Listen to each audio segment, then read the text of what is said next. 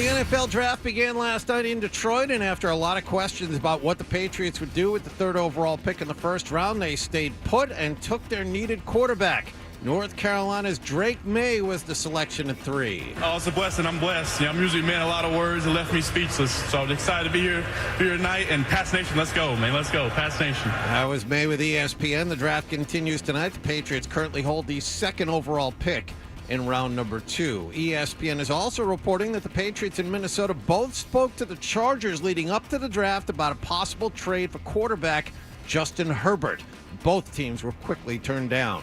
As expected, Chicago took USC quarterback Caleb Williams first overall last night.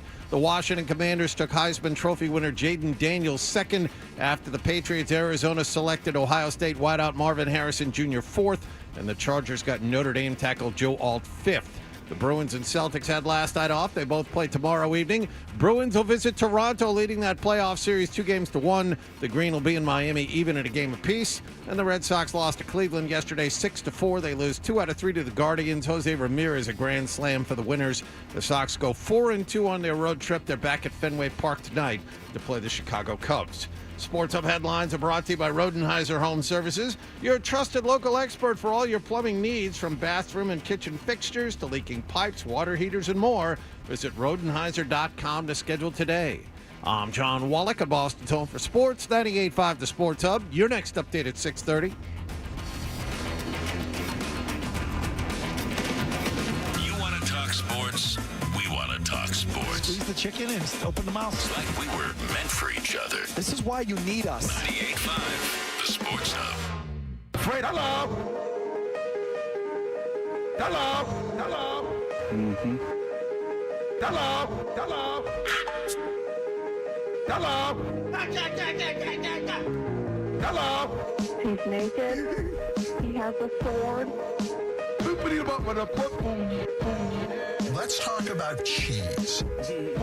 Bruins are back from the West Coast. What the Is it okay to use this for the radio? Welcome to the show, you sweet. Oh, we're having fun. Hey, good morning, everybody. Good morning. Freddie T up dancing early on a Friday morning. I was Hey, getting the show shit. I realized that because I took the time to myself to urinate. yeah. 3 minutes after 6, 57 before 7. That's right. We're on. Hey, everybody. It's Friday. Everyone's working for the weekend. Woo! Let's play that whistle. Hey, if you haven't called in sick today because you have a little bit of the draft flu. 33 degrees in Boston. Ooh, cold. Little frost on the pumpkin this morning, Freddie T. Yeah. All right. Well, I'll tell you this, is that we are Toucher and Hardy in this hour of our show, of course, is brought to you by the good people at FanDuel Sportsbook. Make every moment more with FanDuel. 617-779-0985. We're in the Town Fair Tire Studios. And you can watch Toucher and Hardy every morning on YouTube. Search 98.5 The Sports Hub on YouTube. To my good morning. And subscribe. Jesus. And subscribe to keep up to date with all the best moments from Boston's home from sports. Good morning. And you know, while you're there, smash that like button. Exclamation point. There we go. For some reason, you're going to ingratiate yourselves to them, and then ultimately, if they haven't already, they will turn on me and favor you because of your camaraderie with them, and then that will again get you what you need, which is the positive reinforcement. How many people on YouTube right now?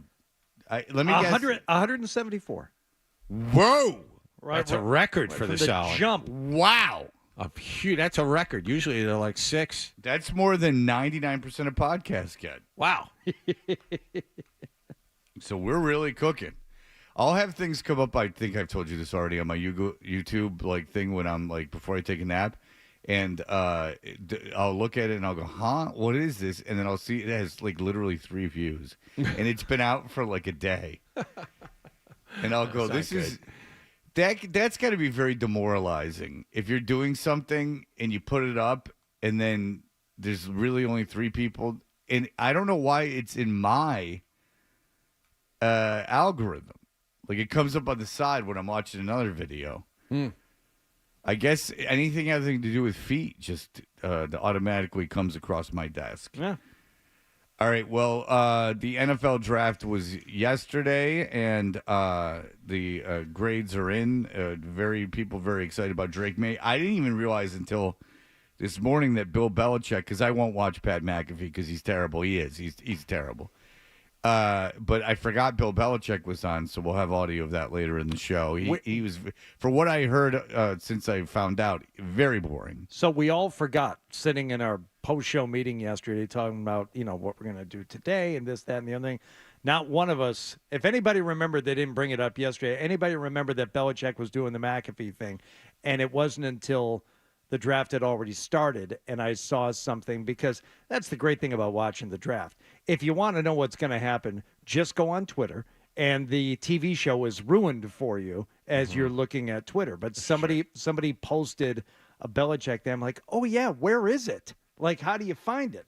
So I found it, and I tried to watch a little bit of it. I thought it was going to be like running commentary throughout the draft from McAfee on one of the ESPN channels or something, of him and his, merry band of ne'er-do-wells sitting there with Belichick talking about the draft the entire time. At least on the network I was watching, which I think was ABC here locally, and whatever, CVB, they were cutting to them. So I don't think it was a full, constant commentary from McAfee and everybody. Maybe it was online. No. I think he did something on like ESPN too. That he was. It was like his broadcast. And YouTube, it was constant according. Yeah, to because I watched it on the WB. It was on after Homeboys from Outer Space. That was in one side of it, and then the other side. I was watching it, flipping between that and Hanging with Mr. Cooper. So I was. Oakland is proud. Yeah. Someone stole everything from him. Oh no. Who was the guy from Hanging with Mr. Cooper? Mark Curry. Mark Curry. Was it Cedric the Entertainer? Like stole his whole act. Oh no. Oh boy. Yeah, like one of those like Kings of Comedy guys like apparently stole everything from Mark Curry. Like they stole. Yes. Steve Harvey. Steve Harvey stole. The Steve Harvey Show was a direct ripoff of Hanging with Mr. Cooper.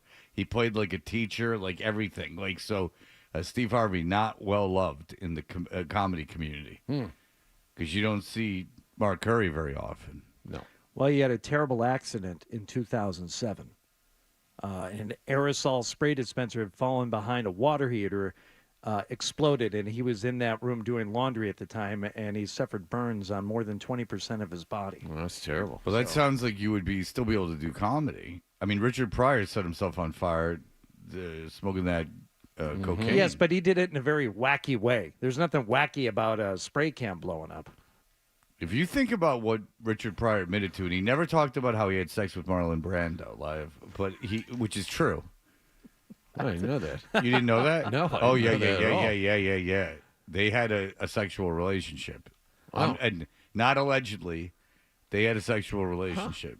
Yeah. I just remember about him going on and on about how he set himself on fire. He got endless hours of material from that. I know he bounced around a lot at 6 o'clock hour. I will tell you that if you think about like the stuff that we get crap for saying, especially me, the idea that Pryor did one of the most well-received stand-up sets ever about his addiction to freebase cocaine and setting himself on fire is just brave, because that's the thing is about like admitting that you have a problem with something, anything. It doesn't have to be narcotics.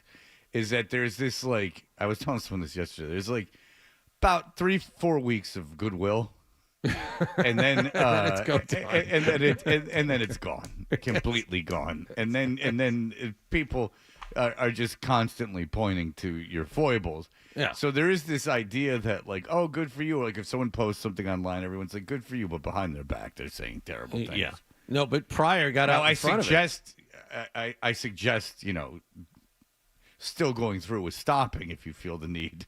But if you're looking for this constant wave of support, that's not happening. That's why they, make places for people to go. Paul, go ahead. Nice places. Thank you, Fred. Everybody in my circle thinks Pat McAfee's the greatest. He is the worst. I mean, he does WWE, and you think he just lines of coke before he goes on the air. Oh, he's doing alligator tails before he goes on the air. I wouldn't question that. Yeah. He's just, even for wrestling, he's way over the top. Oh, that's saying something. Can I ask you something though? What? Yeah. What do your friends like about him? And I'm being serious and non-judgmental. What do they like about I him? think he's different. I mean, he's just like, oh, he's different. He's not like every other personality. Stephen A. Smith is wild too, but at least he sometimes lowers his voice. Stephen A. Smith is great. Like, that's the thing. I'm not hating on famous people. Stephen A. Smith is great. Pat McAfee, I wouldn't be friends with them anymore, Paul. I think that you're better than them. But what's worse is the color commentator's wrestling is supposed to be a face or a heel, and he does it both sides. Yeah, well, I mean, he's not even like that bad on College Game Day, but the thing that went viral with him was annoying. He did the Georgia Bulldogs fight song and then picked, what are they playing, Alabama or something? Whoever they played. He picked the other team, and people were like, oh, this is the greatest. But he did the entire fight song. And so you're just like, when is this ending? Yeah. And I don't hear McAfee being all that critical, and I don't watch him all that much. So I can't speak with any real I don't have a big base to work from. I see clips online. But Stephen A., I like him because he will speak his mind, and he will, be very critical of players, teams, all that stuff. And he gets it wrong all the time. But that you got to put yourself out there. Well, does McAfee go after people and say when he thinks somebody is doing something wrong? I would highly doubt it. I kind of doubt it too, right? He's just like a hardo guy that stands up during the show and and then he's got guys with ironic mullets on the show. And then remember when the guy called it and he said, "Oh, well, the dude's from Boston." Okay, well, so's everyone else. Well, you don't have to did you like the show Boston Common? I actually saw that show. Who's a comedian? He's very.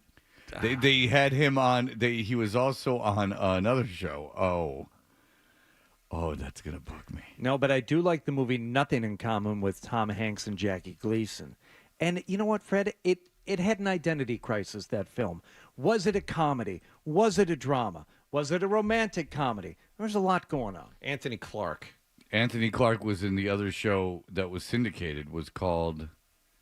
I'm losing my fastball, Johnny. I don't know who that is. I don't know what that is. I don't know come on! You just in Wikipedia, Anthony Clark. I thought when you said Boston Common for a second, I thought you meant Boston Legal, which I did like that show very much. James Spader. Yeah, that's an hour-long program. Nothing in Common, by the way. Excellent movie. Is it? I liked it. I mean, I've watched it several times. I haven't seen it several times. But John, will you admit that the film has an identity crisis? Will you admit that at long last? No. He's standing firm. I give him credit. Nope. Boston Legal was good. I bet you watched Boston Legal. Yes, dear. Not really. No? The show Yes, Dear. Why? Because I lived here, and of course it's in Boston. Oh, yeah.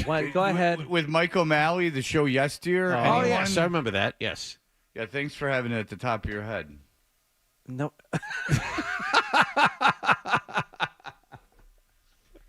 Bill Shatner and James Spader, they would do that dance at the end of Boston Legal every episode, and with 3 fingers of scotch out there on the patio off the law offices. It was delightful. Delightful program. I bet you it was apple juice in Jackie Gleason's glass. Okay, that's the movie we were talking about a minute ago. We're talking not about the Boston show. Legal. Try and keep up. Bill Shatner, a little different. It's this guy. Fred. This frickin' guy.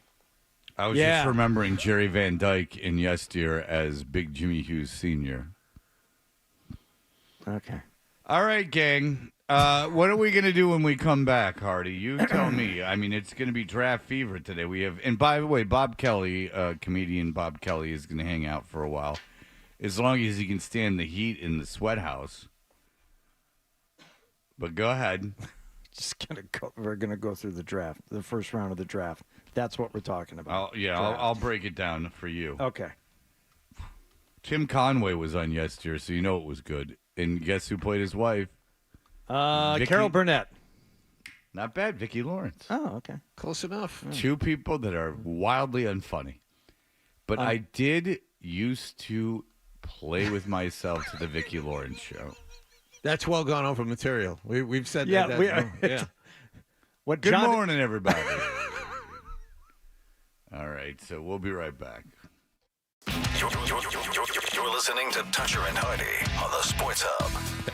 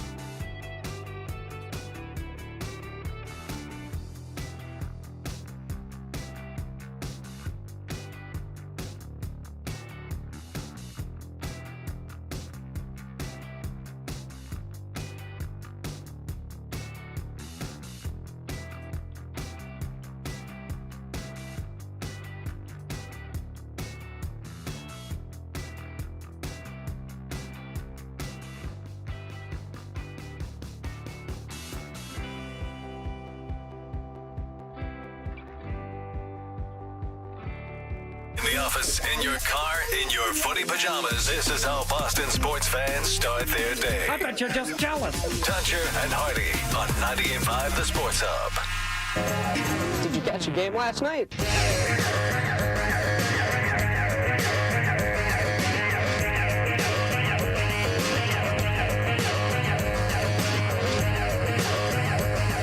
Hey, we're Toucher and Hardy. Mike Lockhart, who's mock drafted very well last night, despite some big surprises in the first round. Very surprising first round. Much more surprising than usual at high. You know, there's always like someone who you feel is overdrafted, like Leatherwood. Oh yes, Alex Leatherwood, the tackle for Alabama. Yep. Yeah, but the Raiders took him. Yeah, but usually, like there's not the sixth, seventh quarterback off the board where you're like eighth overall pick. That's very true. Like Hachi Machi. Well, they really learned their lesson from a few years ago. You know, when 5 were taken in the first 15 picks, and how many are still like relevant in the NFL? One. That would be one. One guy. Well, don't trust the books on Mr. Fields. He's with a good organization now, and he has a year to sit. All right. So what happened yesterday in Detroit, Michigan, where I don't know if you'll find this interesting. I find it interesting. So Campus Meritus, where they had the draft, they sent the city of Detroit sent out something at like 2:00 in the afternoon. The draft started at 8. It was full, and I think they could. How many people did you say they had? 250,000. Yeah. Okay, so that was full, like 6 hours before the draft started. It was impressive to look at, man. So they had contingency plans. I have to hand it to Detroit, which was a criminal empire the whole time that I lived there. Literally, like run by drug dealers. Yeah. Like the government officials were drug dealers and criminals. They now they actually had a contingency plan for 5 other public parks to watch the draft, and they had set up televisions. So good for the city of Detroit. But they packed everybody in there. We'll be playing stuff from the draft a little bit later on, but for our purposes here now, let's just go as the draft went last night, and it was chalk, chalk, chalk, chalk. It was Caleb Williams. Not according to Dan Lifshitz. Well. The sharp money was wildly off of Drake Maye and onto J.J. McCarthy. To no one's surprise, Caleb Williams went off the board first. Jaden Daniels was second to the Washington Commanders, even though it may seem like he doesn't actually want to play there. And then I have heard that's not true, by the way. I have heard, well, I mean, I've heard on like the radio, like it's not like I heard from like a friend, but that his agent was salty that they called in all the quarterbacks at the same time, and he didn't feel like he had enough face time with the team. Maybe it was more like there was a time like at that day he wasn't certain. That sounds more right than he's holding on to that for 2 months or whatever. I mean, and to hear like they had I heard an agent on something, and the agent was like he really doesn't have any, like he can't really do anything. Because he's a second pick, and like he can't it would be very difficult for him to force something to somewhere where he'd want to go. Right, and I think it's the wishes of somebody who is still a relatively young person, in that he wanted to play in Las Vegas with Antonio Pierce because he knew him and he felt comfortable, and that's was his dream scenario. But, okay, can you fault anybody for not necessarily having as their ultimate goal to go play for the Washington football team? I don't think he ever said it. I think it was his agent was salty that they didn't treat his visit more seriously. But go ahead. Yeah, well, maybe that was to cover up if they didn't take him. Whatever. Go ahead. Yeah, okay. So no surprises there. And I guess the first real drama of the night, Mike, was waiting to see if the Patriots were actually going to pick at 3 or whether or not they were going to trade back. And all the reports coming in as you're watching it and monitoring it live, as people are getting the info ahead of time, are saying, nope, they're absolutely standing there at 3, and they did. Yeah, it was like, 5 o'clock yesterday you started hearing that they're going to take Drake Maye, which I don't know. We talked about it yesterday. It was exactly what they should have done, and they did it finally. Bill Belichick's gone, so we're going to actually draft players now, not just trade picks. Yeah, because Belichick would have traded down. Yeah. Well, the trade with the Vikings that they said that there was the rumor like later in the day that it would have taken, and then I heard someone from Minnesota say Minnesota wouldn't have done it. Was Minnesota you would have to trade down to 11, then you would get their pick this year that was at where I don't know where their pick was. The other pick was 23, and then their first round pick next year in Justin Jefferson. Now and I guess Minnesota wasn't going to do that, but I'd much rather have Drake, the quarterback, than Justin Jefferson with no one to throw him the ball, and then you've lost. Those are non-premium picks. You're not getting a premium player necessarily at 11. You're not getting you're like you would at 3. You're certainly not getting. There's a good chance you're not getting like one of the top talents at a position of need that late in the first round, and then the Vikings will probably be pretty good next year. So that's not a great pick. And even if you're bad next year, there's no guarantee the good quarterback will be there for you. So. You had a good quarterback sitting there. You took the quarterback. Good for you. What do you? What now that it's done, Mike? Yep. Drake Maye. Yep. I'm thrilled. I love it. Remember when we played his thing that he says?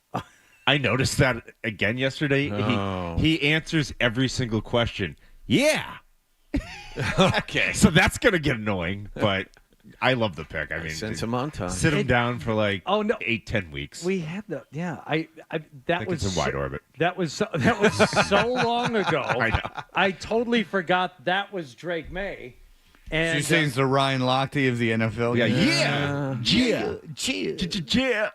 Yeah, but the draft really started at pick 8 last night. Let's not bury the lead here. Yeah, because Marvin Harrison, as expected, went 4. Yeah. Then the Chargers took Joe Alt, which a lot of people thought was the best tackle in the draft. Not everyone. Neighbors goes to the Giants, which is the safe pick. The Tennessee was a little surprised with J.C. Latham. Well, I figured they were going to take an offensive lineman. I just didn't know who it was going to be. But yeah, J.C. Latham. He's a right tackle only, by the way. He's not going to play left. Yeah, he was in some drafts. Where'd you have J.C. Latham going? I had him going, I think, to the Raiders. Okay, because some people had him going as late as like the 20s. Bert, actually, who's going to be in here at 7, had him going to the Chargers at 5. Yeah. Yeah, some people liked him, and some people. He's huge, right? Yeah, he's 6'6", 342. 6'6", 342. So then, at 8. Now we had discussed this. So as much as Dan Lifshitz is always wrong about these things, there was money moving, which is just interesting at the end because it's something to talk about. With the Chargers taking a quarterback at 5, which they did not do.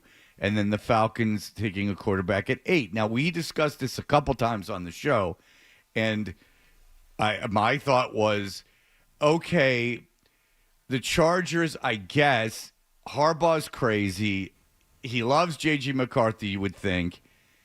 You could justify drafting McCarthy, trading Herbert, and you could trade Herbert for a ton. Trading Herbert, he's never won a playoff game. Trade Herbert.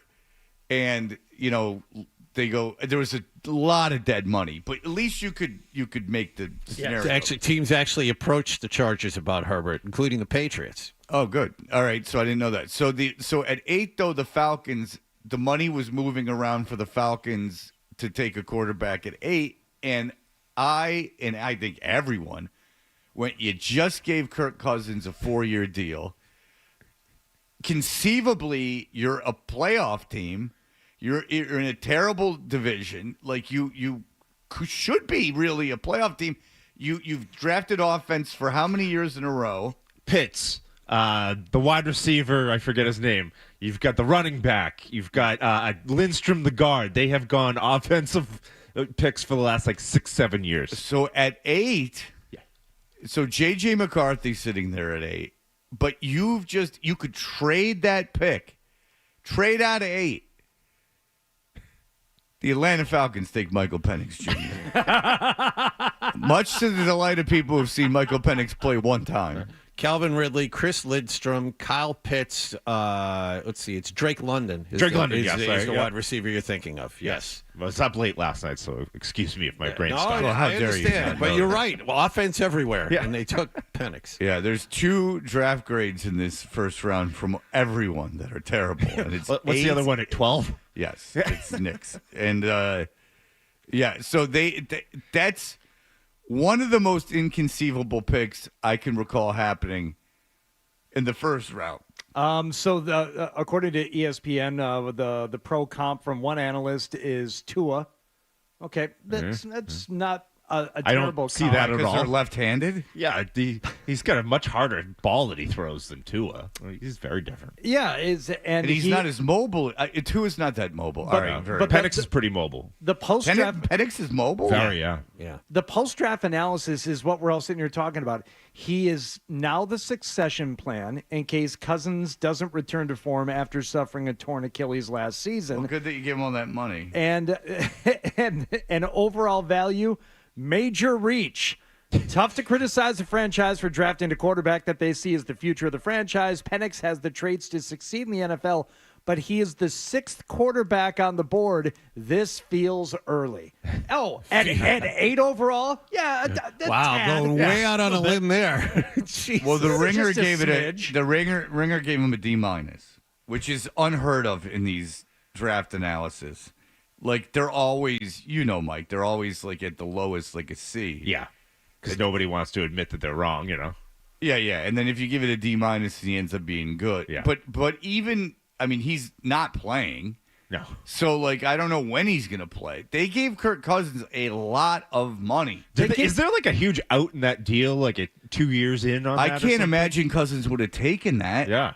At this point in his career, no. No, and so I don't think so. I mean, there's maybe, whatever, but there's got to be an assload of guaranteed money, which means if there is $100 million guaranteed. and that means that you can't, even if you can get out of the contract, there's a dead cap hit. 3 years before you can get out of it. Okay, yeah. So Penix sits for 3 years, and then so you have him under the rookie deal for 2. And he'll be like 28. Yeah, and then well, yes, he will be 28.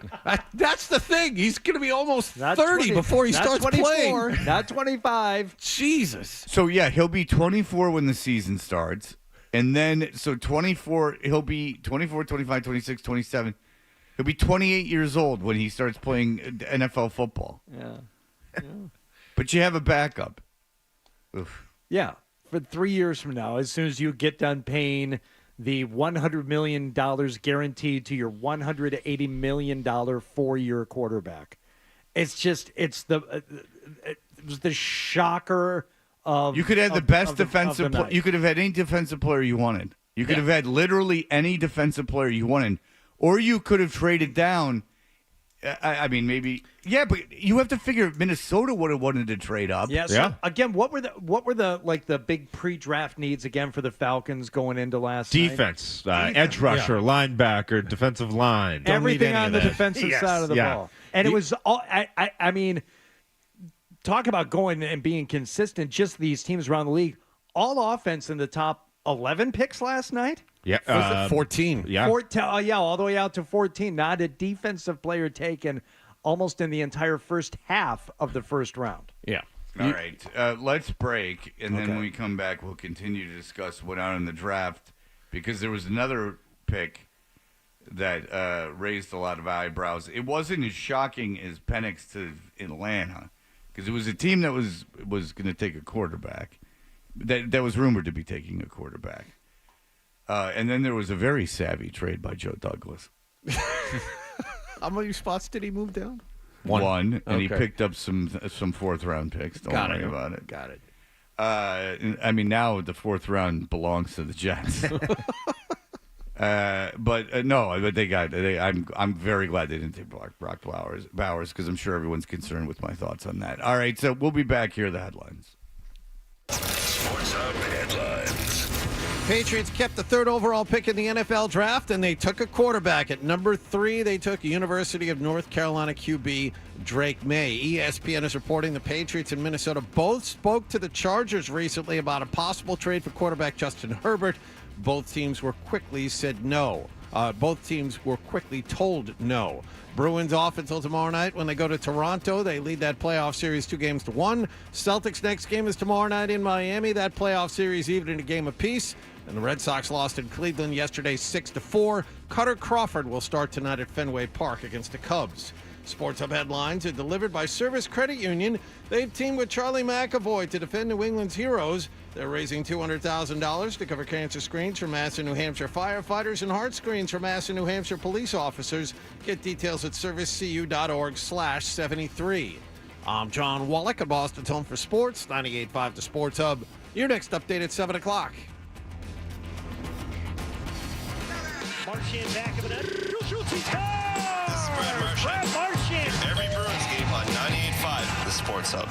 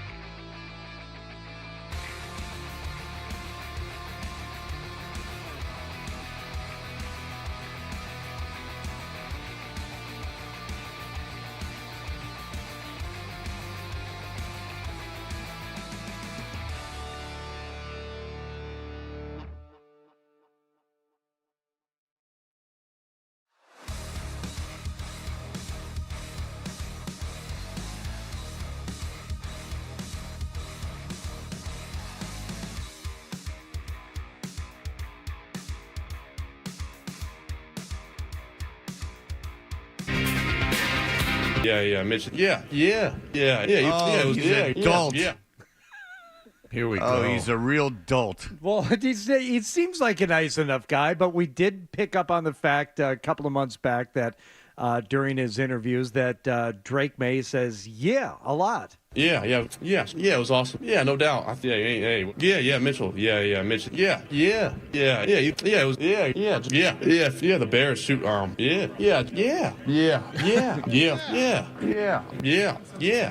yeah, exactly, yeah, we're good, appreciate it, Yeah. So that was from a 9-minute interview and all the Yaz taken out of there. So get ready for more of the Yaz for the next few years. Or you could just be a Detroit band called the Yeah.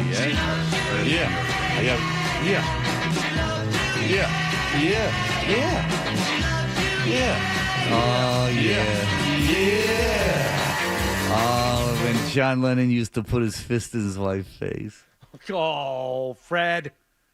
He was such a hero to everyone. In our days, 'cause I found God.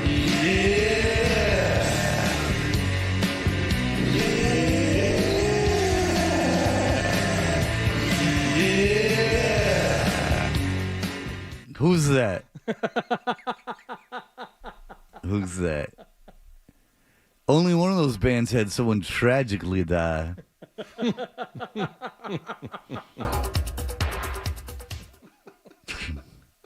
of the best Always Sunny in Philadelphia is in history when they get the job at the office. And they're like, what are you going to do? He's like, secret to my successes, bitch. And they're like, what do you mean? He goes, oh, yeah. Yeah. Beautiful. That was in... John Hughes was like, no, that's... Lampoon, so I guess I'm not the expert. Yeah. Oh, yeah.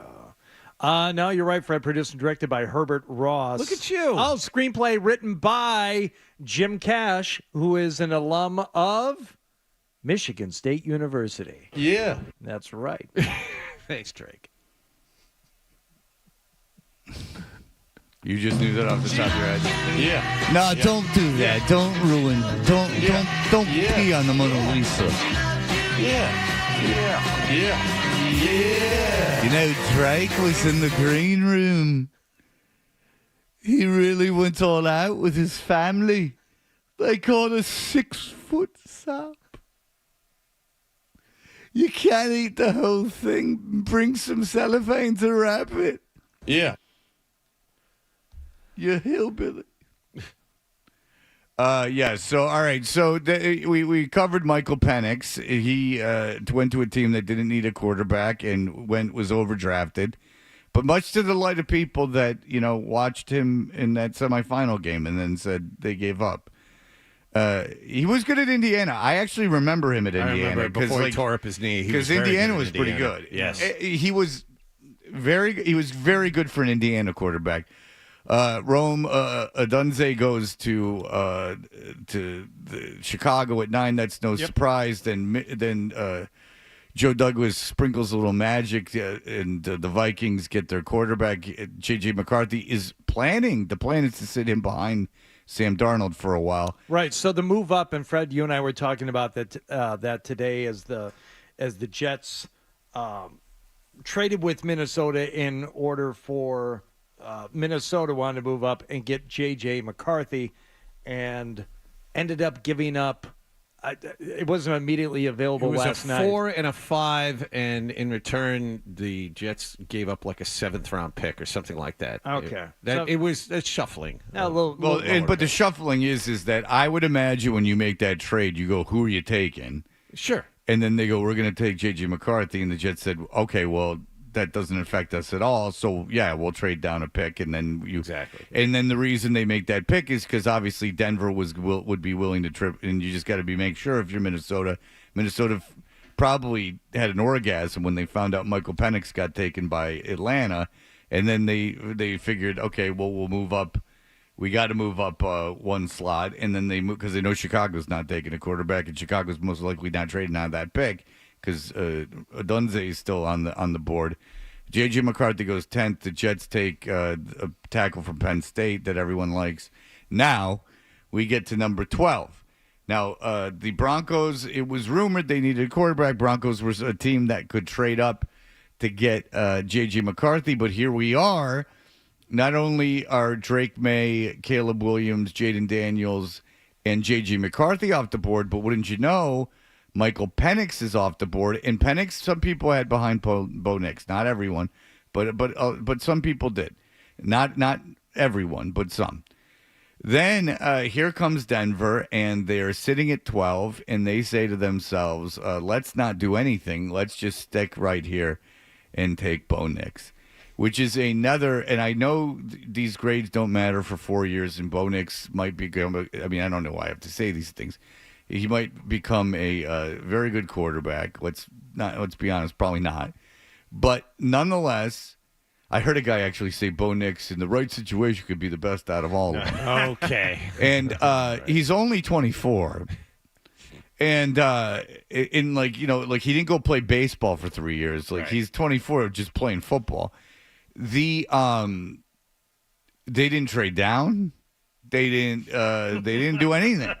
They sat right at 12 and said, we're going to take literally the sixth quarterback off the board, which is unprecedented in the history of the NFL that many quarterbacks went. Yeah. And again, just to remind everybody, Mac Jones was 15 and he was the fifth quarterback taken. So as if that wasn't enough warning, just a few years ago, Bo Nix off the board as the sixth quarterback taken, second round grade by pretty much everyone out there. And again, like the only good thing you can say about it was he was the best available quarterback. Like, well, yeah, maybe, but there were already 5 taken, and you're picking, at 12. So to Fred's point, you could have probably traded back a few slots and picked up some late round some late draft capital and still had them. Well, every defensive player was still on the board. Yeah. So anyone who needed defense could have conceivably traded up. And like it's not like if you're dead set on Knicks, like you have to get a haul to like move down, right? Like so if the best edge rusher's still on the board, the best tackle's still on the board, the best corner's still on the board. Like, I mean, there's all these guys still there. I imagine someone would have traded with you in some way. And then, okay, let's go over who drafted after the Denver. I guess the Raiders could have taken That's my him. point. What I was going to say is we had the discussion off the air. I think the Raiders, because of the way the board went, would have been dumb enough to take Knicks at 13. Right afterwards, which is why Denver stayed put and took him there. Yeah, I guess so. But otherwise, you could have traded to like 33 and got Bo Nix. Yeah. Nobody else wanted him.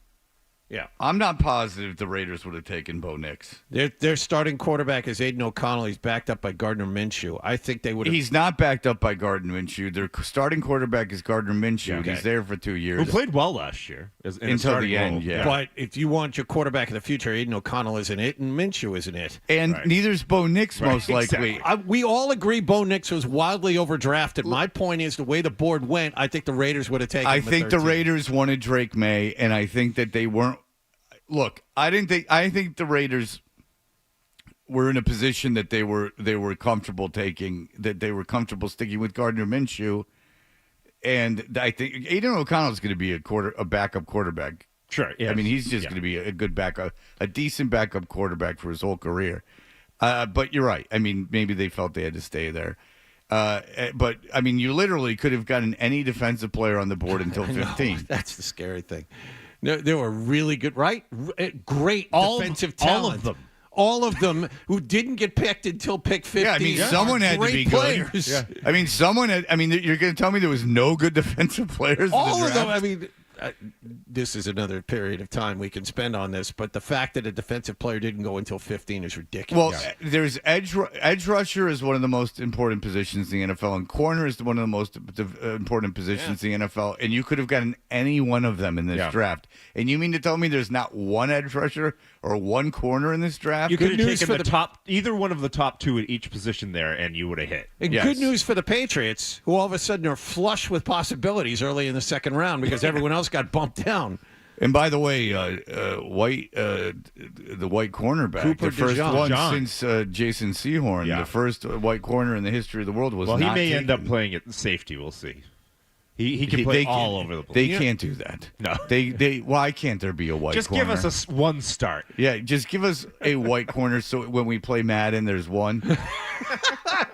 You since we're talking about this, you loved Adonai Mitchell, and he's there. Well, Buffalo may take him first. Unfortunately, but Buffalo might take him, but Cooper DeJean's there, and they definitely need some secondary help. They lost safeties. They lost Tre'Davious White, so that could be the spot for really DeJean. good news. The board went really good news for the Patriots in the second round. It's great, yeah, and they have their pick of any offensive lineman they want, but I would go wide receiver here. It just seems like how many offensive linemen went last night? Like 11, 12? I think they were. So yeah, I take the wide receiver here and then stock up on tackles later.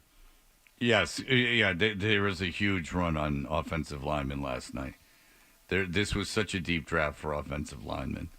And look, if you needed a defensive player and you were a pretty good team last year, you got your defensive player. There's no doubt about it. I mean, you got one of the top two at a premium position late in the draft. The Detroit Lions hit a home run with their cornerback last night. How much do you love the fact that a team goes to a conference championship, is poised to make another run? They have their coach back, they have their offensive coordinator back, they have their quarterback, they're re-signing Amon-Ra St. Brown, and then, okay, we've done a lot already. We've kind of secured our future. We can take it easy in the draft. No, we're going to trade up. We're going to trade up. Yeah. Like, what a beautiful thing that is to see happen, not just because it's the Lions, but because it's a team that is saying, we see it. Yeah. We see what everyone else sees. We're not smarter than everyone else. We're going to go do something aggressive and make ourselves even better. That guy was like a borderline top 10. He's I would consider him the 1B cornerback prospect. Terrian Arnold? Do I have so much for Kool-Aid, his teammate is Kool-Aid. No. Who, by the way, also available. Yeah. Well, no, that's what I'm saying. Kool-Aid did not go. Let's draft I lost Kool-Aid. that bet. Well, what are you going to do? All right, we'll be back. A man by the name of Albert Breer will join us. We'll take calls with Albert. Don't you worry. Yeah. Are we going to do it? Yeah. Don't. You know what? It's like lighting a Bible on fire. Yeah. Don't do it. Yeah. Oh, Ringo was the backbone of the band. You don't understand how good a drummer he was. Toucher and Hardy, 98.5 The Sports Hub. Hey, road to the NBA.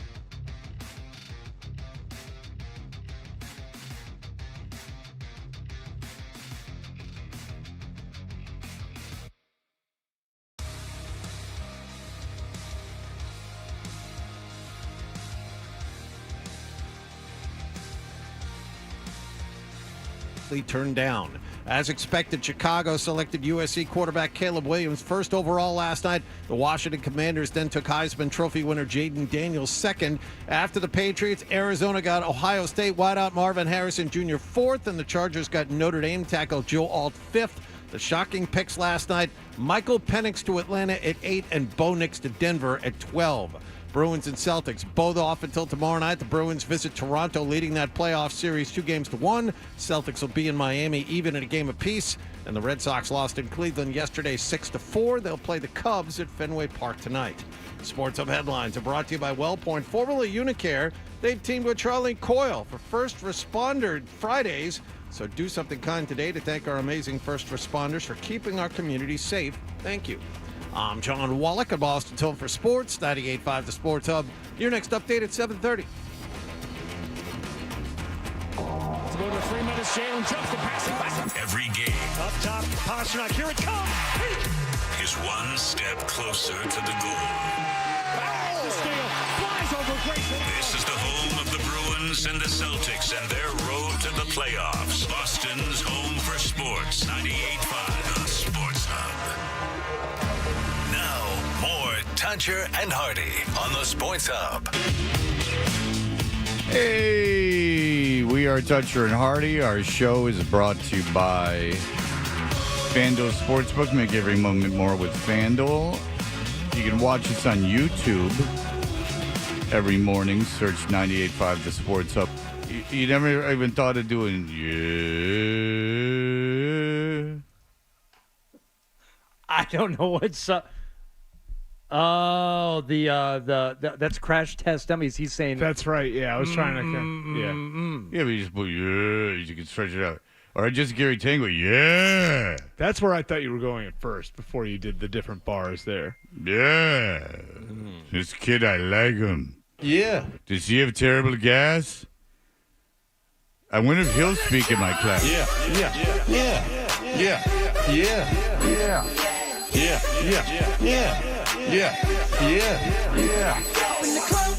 All right. Bert Breer is the senior NFL reporter and lead content strategist for the MMQB. Bert is brought to you by Bentley University, a force for business, a force for good.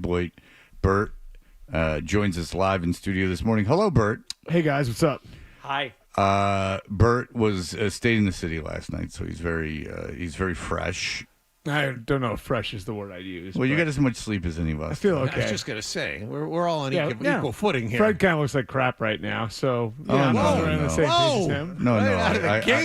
I look good. I look good. I'm put together today. I shaved and everything. All right, Bert. Okay, so here we are, as you predicted, as many people did. The Drake Maye stay. The Patriots stay at 3. What were you hearing was being offered to the Patriots?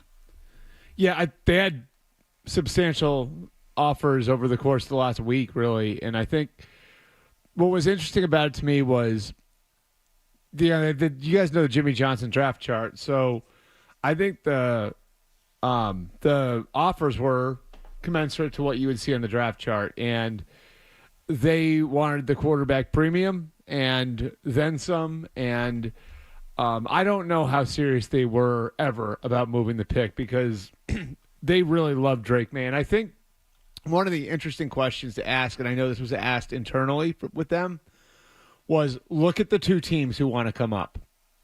And I can just tell you, and I think I've said this here, said on the midday show yesterday, I think I said it with you guys last week, the Giants were a Drake Maye or no one team. Right? And that's clear now. It was either Drake Maye or we're not taking a quarterback. Now the other two were out of play, right? Sure. But it wasn't Drake Maye or J.J. McCarthy, Drake Maye or Michael Penix. It was Drake Maye or we're taking a receiver, which they did with Malik Neighbors. And then the Vikings were hyper aggressive to try to get Drake Maye, and then look what they did after that. They let J.J. McCarthy come to them, right? So you can see the different levels they saw those two players on. Who are the coaches of those two teams? Kevin O'Connell and Brian Daboll. And that was a question that was asked inside the Patriots building over the last 48 hours. Why would we even think about moving off of this? Look at the two guys who really want him. Yeah. They're familiar with both guys. Daboll and O'Connell have both worked for the Patriots, so they value them. They're both considered offensive gurus. So that was an opinion of mine throughout this whole thing. Is like you're that confident about your about your brain trust that you think that you know better than those two teams that are willing to in what are you getting in return? So I always try to pay attention to that because look Bo Nix was shocking that he went 12th, right? And I think a lot of us had connected him to the Broncos, but I don't know anybody. I don't know too many people who thought they would just sit there at 12 and take him.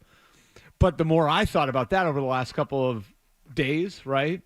The two teams that were on Bo Nix were the Broncos and the Rams. That's Sean Payton and Sean McVay. So, I think you do have to pay attention to things like that. But those are also two teams that, like them more than Penix, obviously, but they didn't. I don't think that they thought that they were going to be able to move up to get J.J. McCarthy. Right. So, but the Broncos could have. I mean, the Broncos were in range to do it.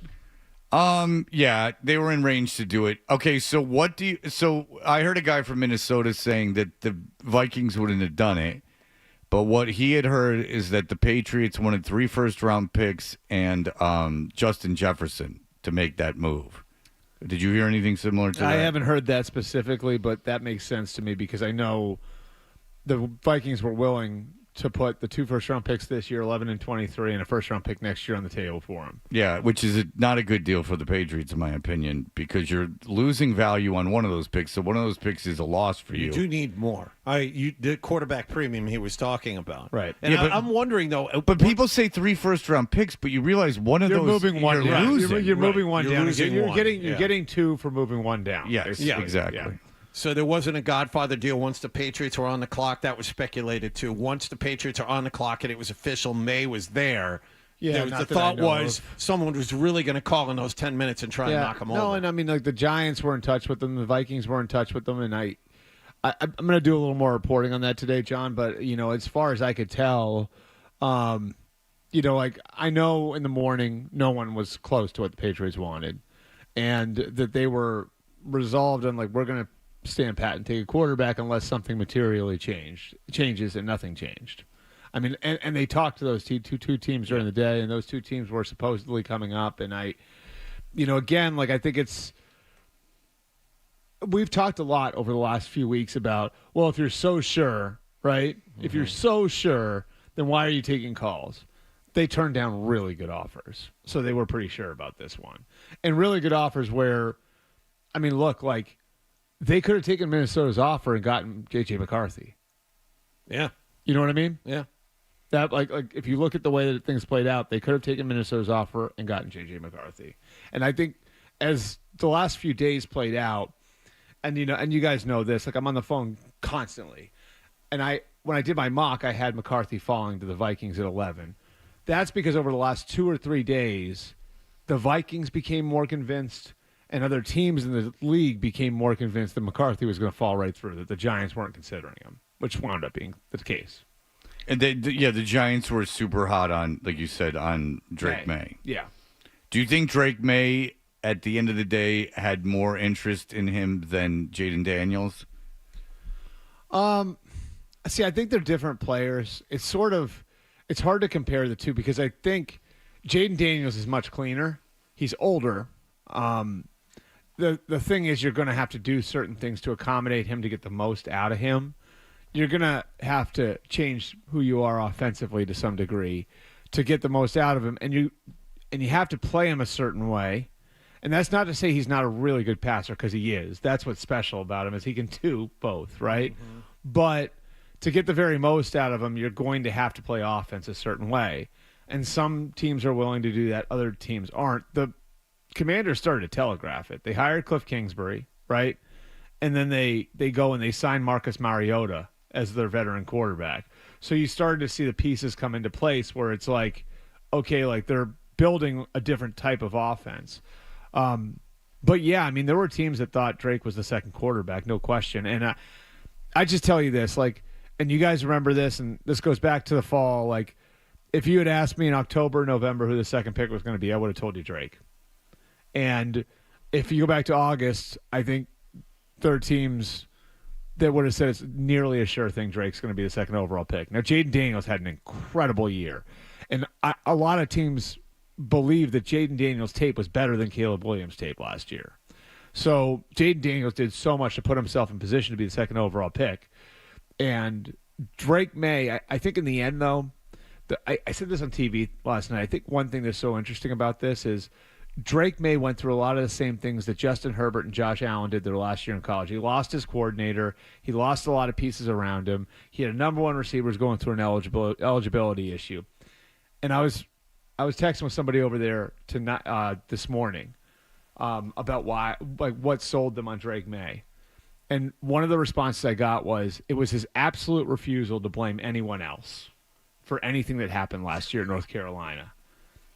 What does that sort of sound to you like? We did it the other way, and that wasn't a lot of fun. Exactly right. We didn't appreciate having anyone in here, but they even insinuated it was someone else's fault other than Yesterday, but isn't that like honestly, isn't that interesting though? Like the kid had like so much went wrong for him, and he got the crap knocked out of him, and his tape wasn't as good, and he like so many circumstances changed on him, and he absolutely refused to blame anyone else. To piggyback on that, I heard a guy from that one of the coaches at North Carolina was on something, and he was saying how like loyal he was, and how in the transfer era that he could have transferred, and that like I told you guys what Ohio State offered him. So. Yes, you did. I mean, I can't say the number here, but I think you guys. But he said it off the air. It's $300. Wow. Yeah, that's right. He was offered a substantial amount of money to go to Ohio a Gorman State last package. Year. He was. I believe he was also offered a substantial amount of money to transfer to Alabama. Oh, I can't imagine that. Yeah. So next thing you say, Texas A&M offered. I think that there's a loyalty piece to all of this. Yeah, which was a positive in his direction.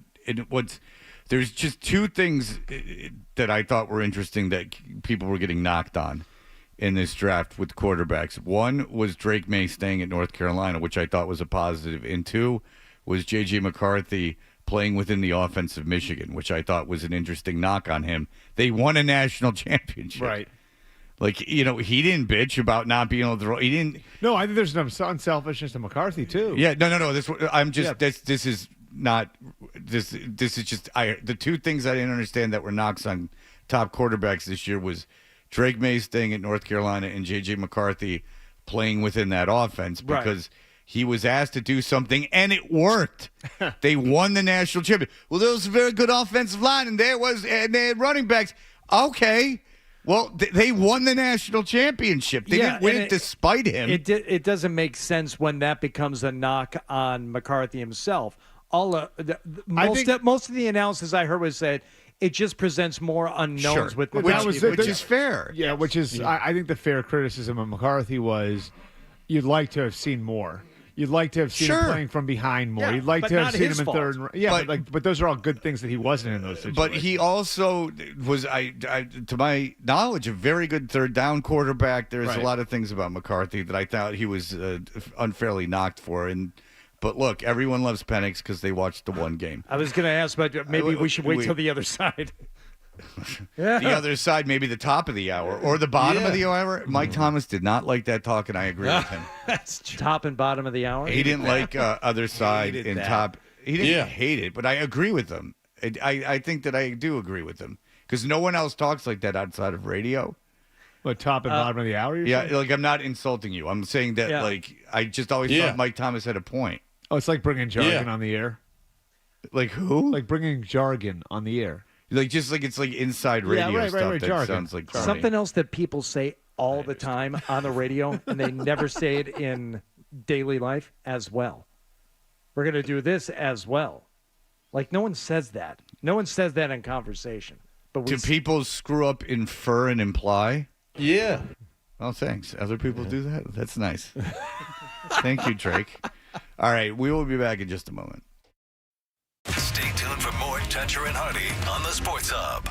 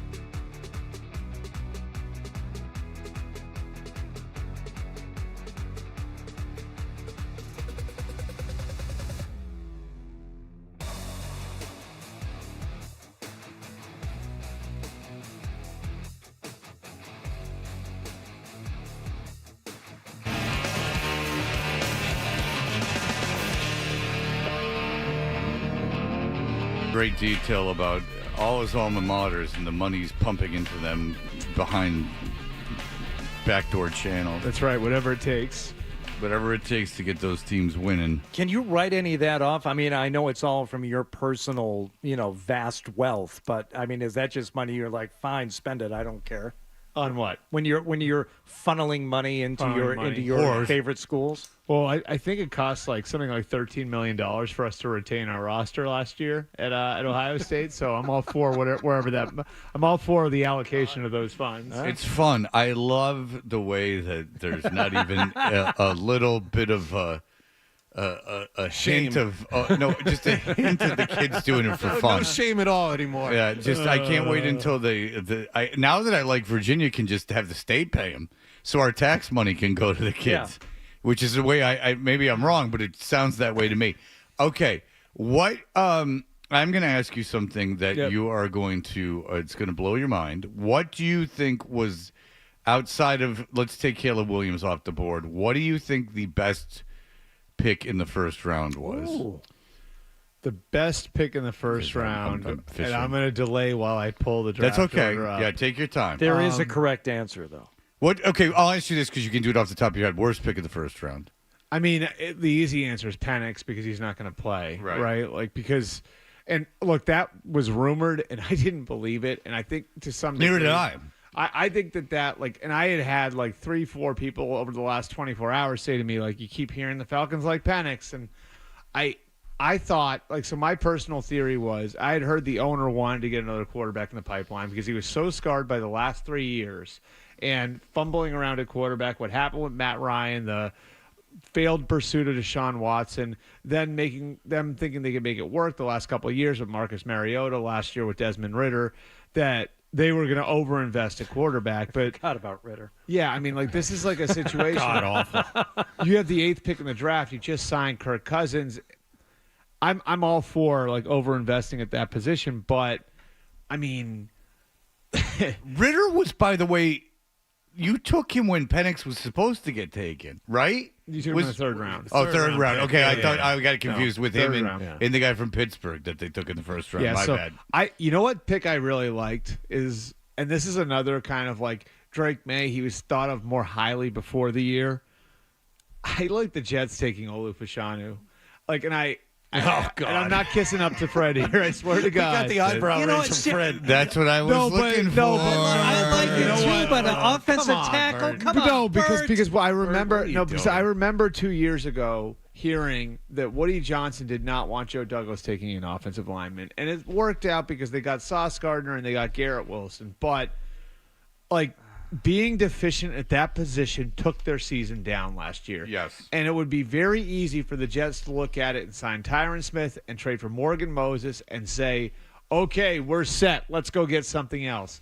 One of those two guys is going to get hurt. Tyron Smith And every you year cannot afford for that thing to be a dumpster fire around Aaron Rodgers coming off an Achilles.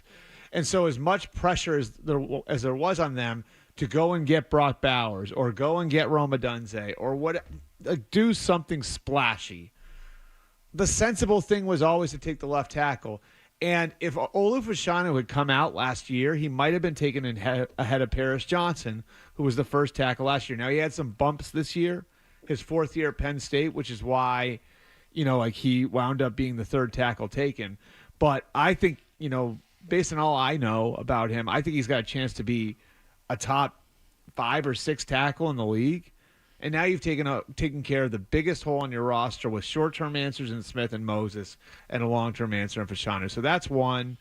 I like what the Vikings did, honestly. Like, to get Dallas Turner at 17 when, I think most people believed he was a top 10 talent, put him in Brian Flores' defense.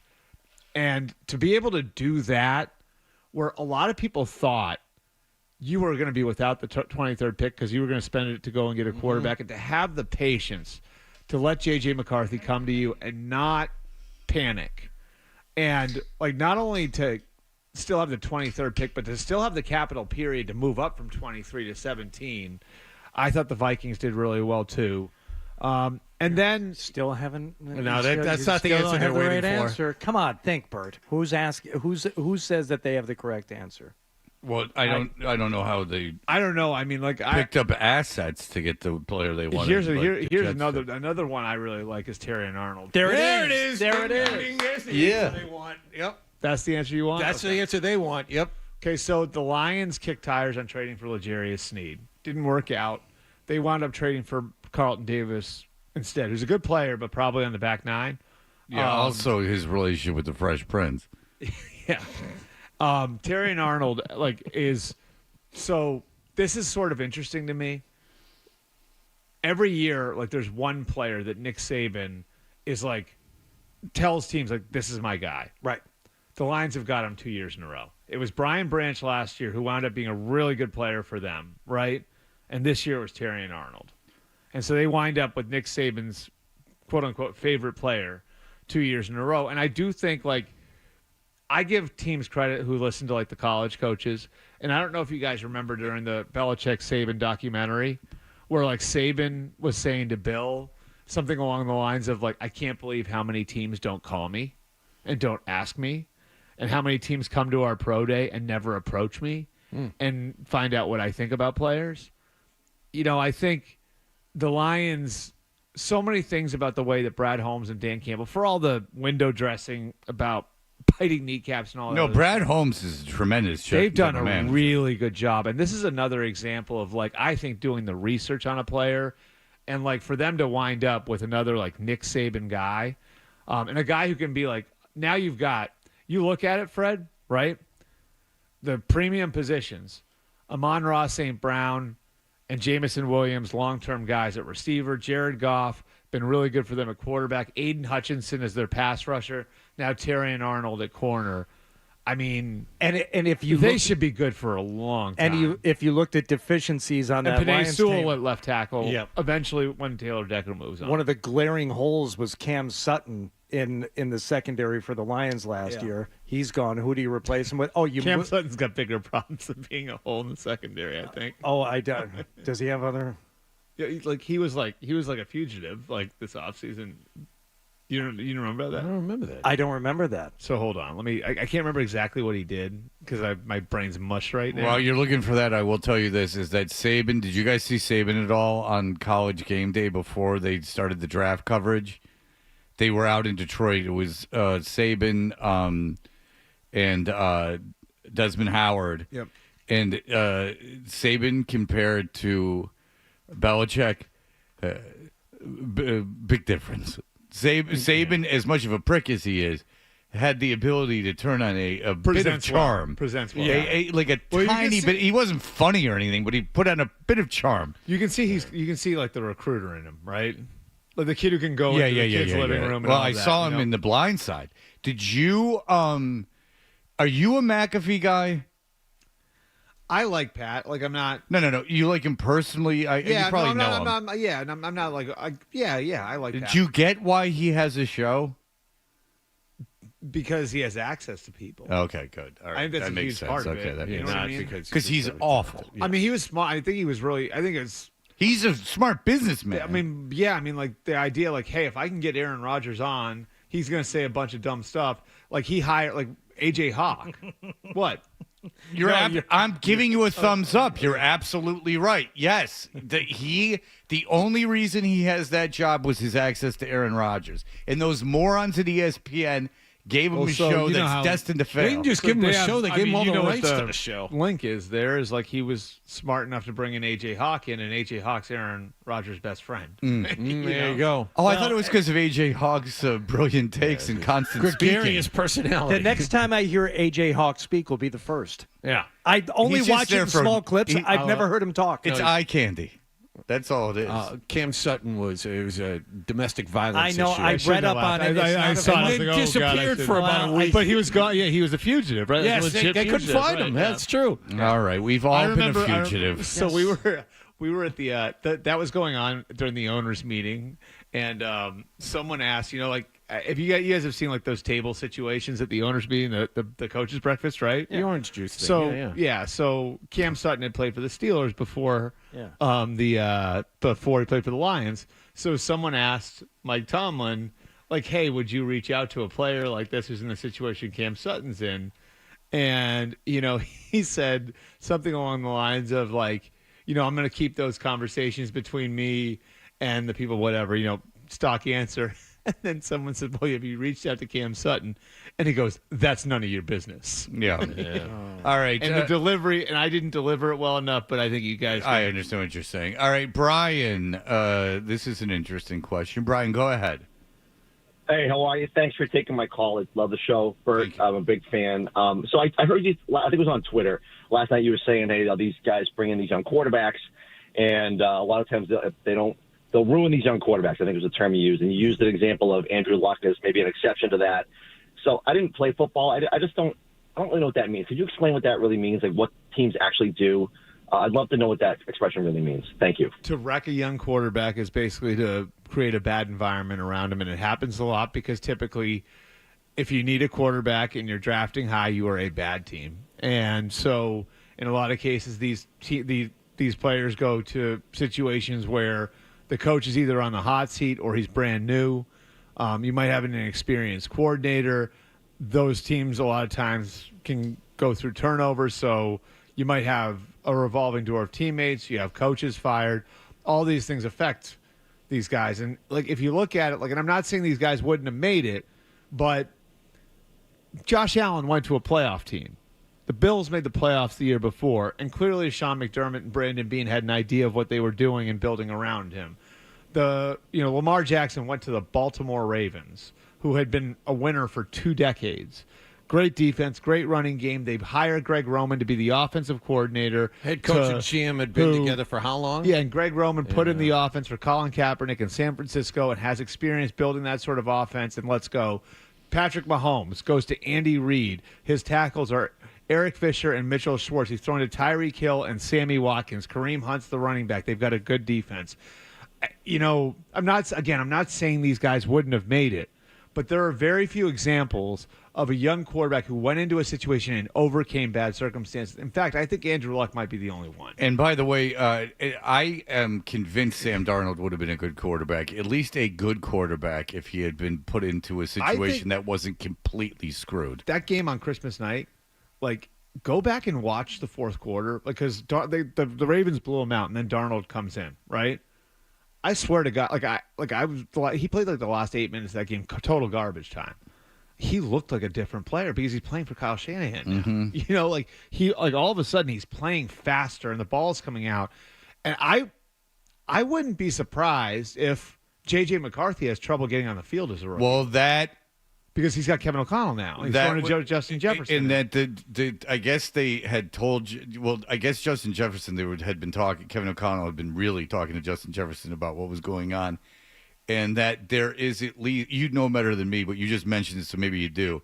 There is a belief in that building that Darnold could end up being. They could have a good problem to have because they think Darnold could, with Kevin O'Connell, who thinks he can coach anyone. I think he would agree. Thinks that Darnold could end up being because a quality quarterback. And he doesn't. Here's the thing: I think this is the biggest part of it. He doesn't need to be Superman. Yeah. If you're throwing to Justin Jefferson and Jordan Addison and T.J. Hawkinson, and you have Christian Darrisaw as your left tackle and Kevin O'Connell as your play caller, you don't need to overcome a lot. Right. You can just go out there and play football, and that's the main thing with so many of these guys. It's what ends up happening is it's like the situation Jim Harbaugh created for J.J. McCarthy. How often was J.J. McCarthy in 3rd and long? How often was he playing from behind? How often did it look like, okay, we're going to have to win a shootout? Almost never. And, if you can create that sort of situation for a guy when he's in the pros, you can bring him along the right way. But I also think Sam Darnold has the physical talent to do it. Maybe he doesn't have the brain, but he's certainly physically talented. All right, Bert Breer continues with us, 617-779-0985. We will be back. Here are the headlines. Sports Hub headlines. Patriots stayed with the 3rd overall pick in last night's NFL draft. They took North Carolina quarterback Drake Maye. ESPN is reporting the Patriots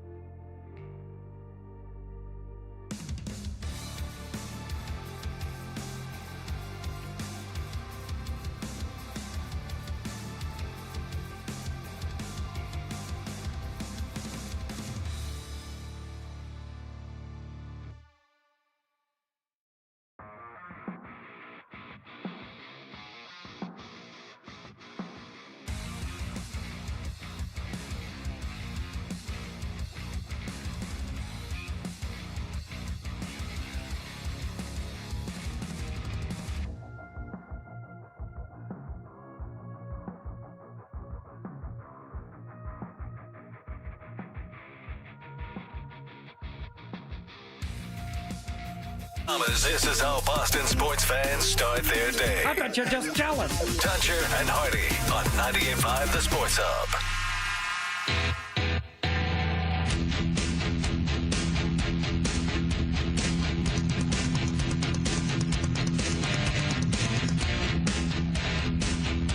Morning, everybody. Toucher and Hardy. Bert Breer is here. Couldn't wait. That's spot on, by the way, Hardy. That's pretty good. What, me? Yeah, I was doing No, that was terrible. I was doing a Fred Toucher. No, mine's. Hey, everybody, what's up? It's Friday. Hey. Yeah. Only, 10 hours till the whistle blows. Yeah. That's not good. Nope. That's what Is you this do. what is this? The worst cover of Enter Sandman ever? What is this?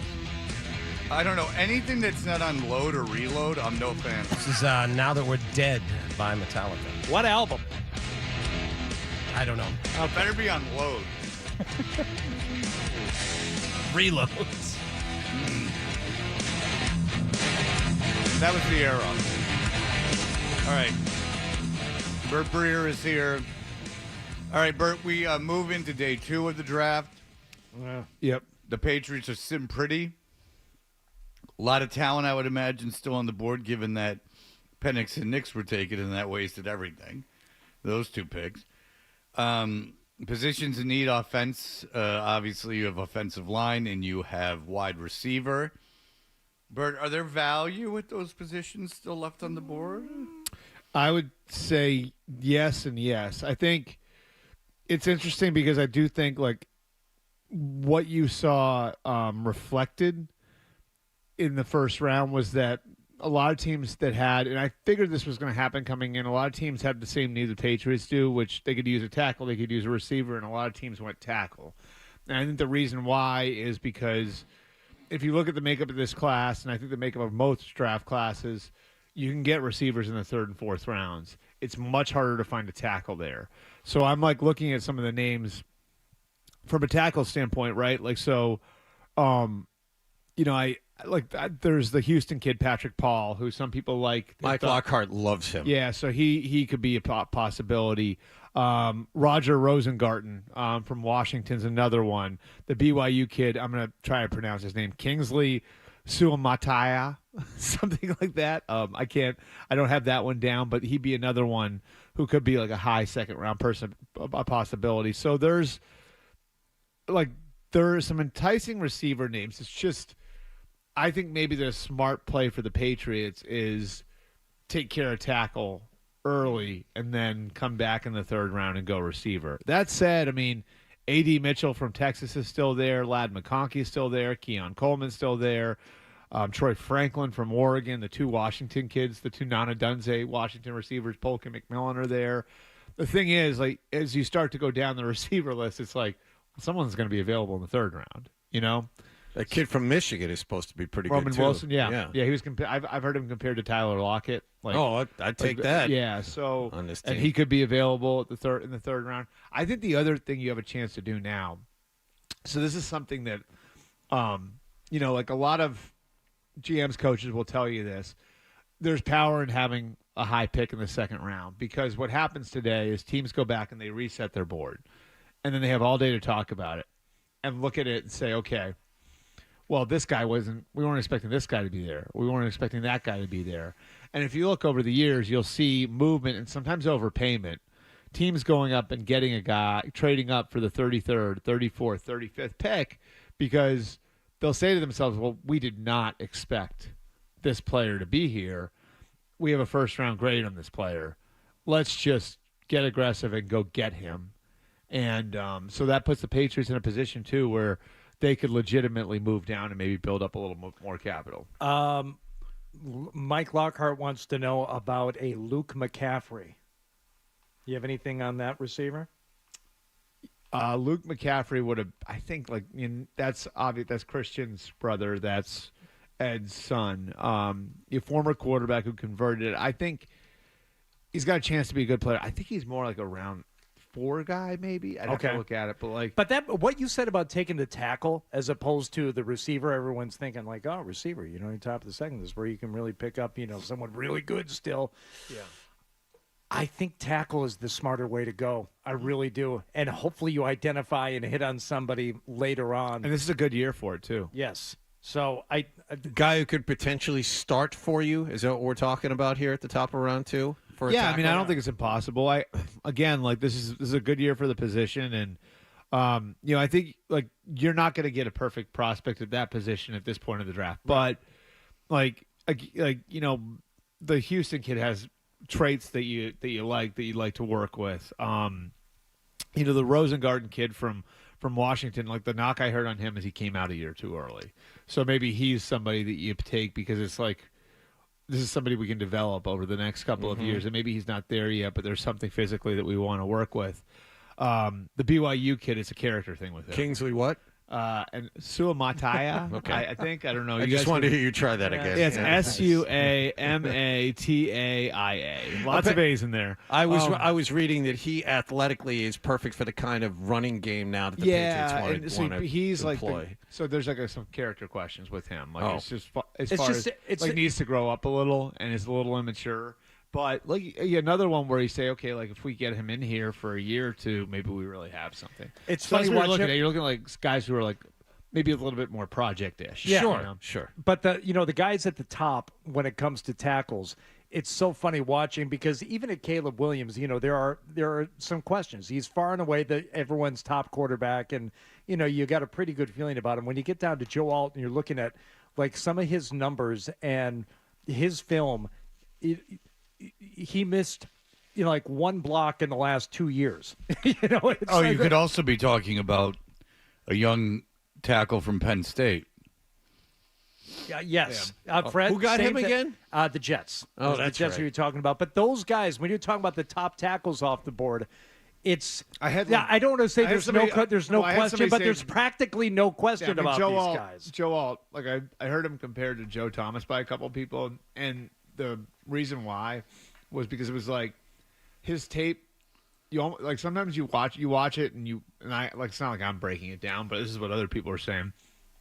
It's almost it leaves you wanting more. It's boring because he's so efficient and he's so athletic and he's so smooth that he just snuffs people out. Yeah, and so are you going to find that now? No. I mean, Joe Alt was a tight end in high school. His dad played in the NFL. He's only been playing tackle for 3 years.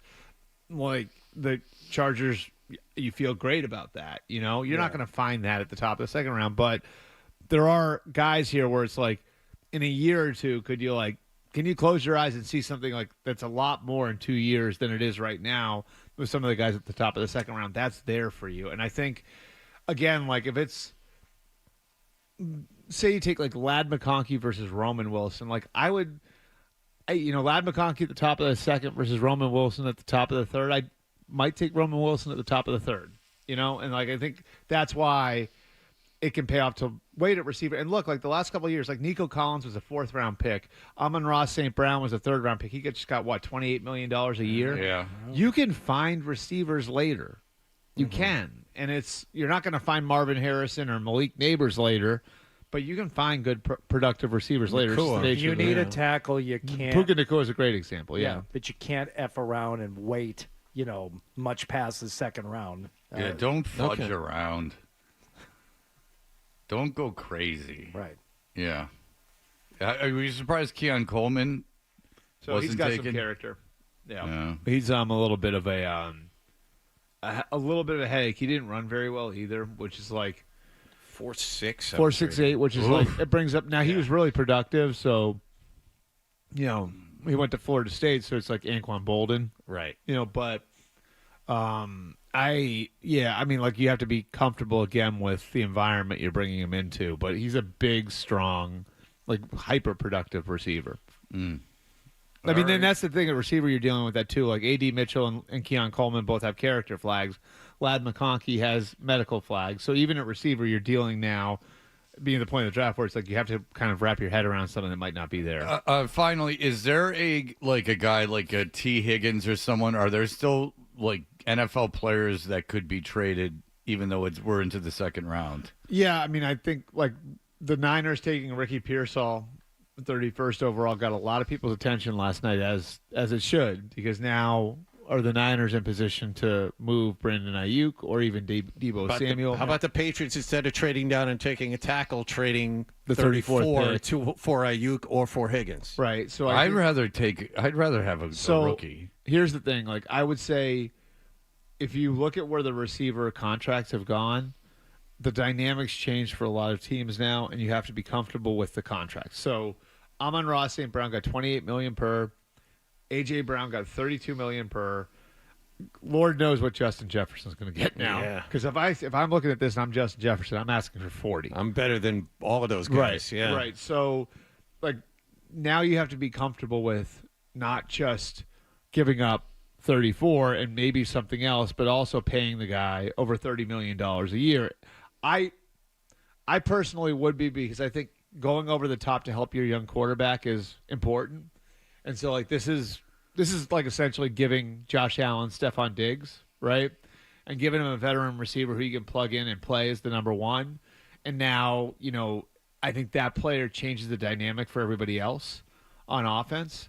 But, like the flip side of it is, the way you want to look at it is like having Drake May in your roster for the next 3-4 years on a rookie contract will give you an extra $50 million in flexibility that a lot of the teams that have high-end quarterbacks don't have, right? Because that's the difference in the contracts.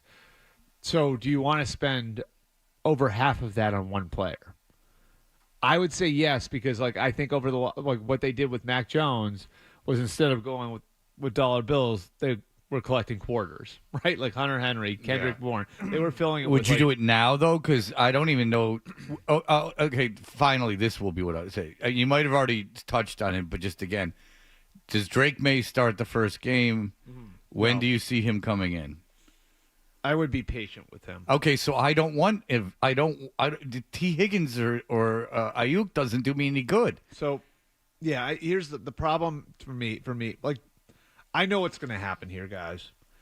What's going to happen? We're all going to say we're cool with redshirting him, and then it's going to be October 1st, and they're going to be 0-4, and they're good. There are going to be 20,000 empty seats in the stadium, and good. Then get a better pick next year. I do what I would like to see is, like, let's mark the tape today on every one of the shows and see what everybody says about sitting him for the year. Feel free marking the tape with me. Because I guarantee you, if the team is like 1-5 in October, and Jacoby Brissett is just looks like Jacoby Brissett, people will be screaming to have Drake May thrown out there. And I do. Zolec's on the record of that, and of course Felger and Maz are going to do that, and they're going to say it's a bust if he doesn't play. Right. I will not. I think the thing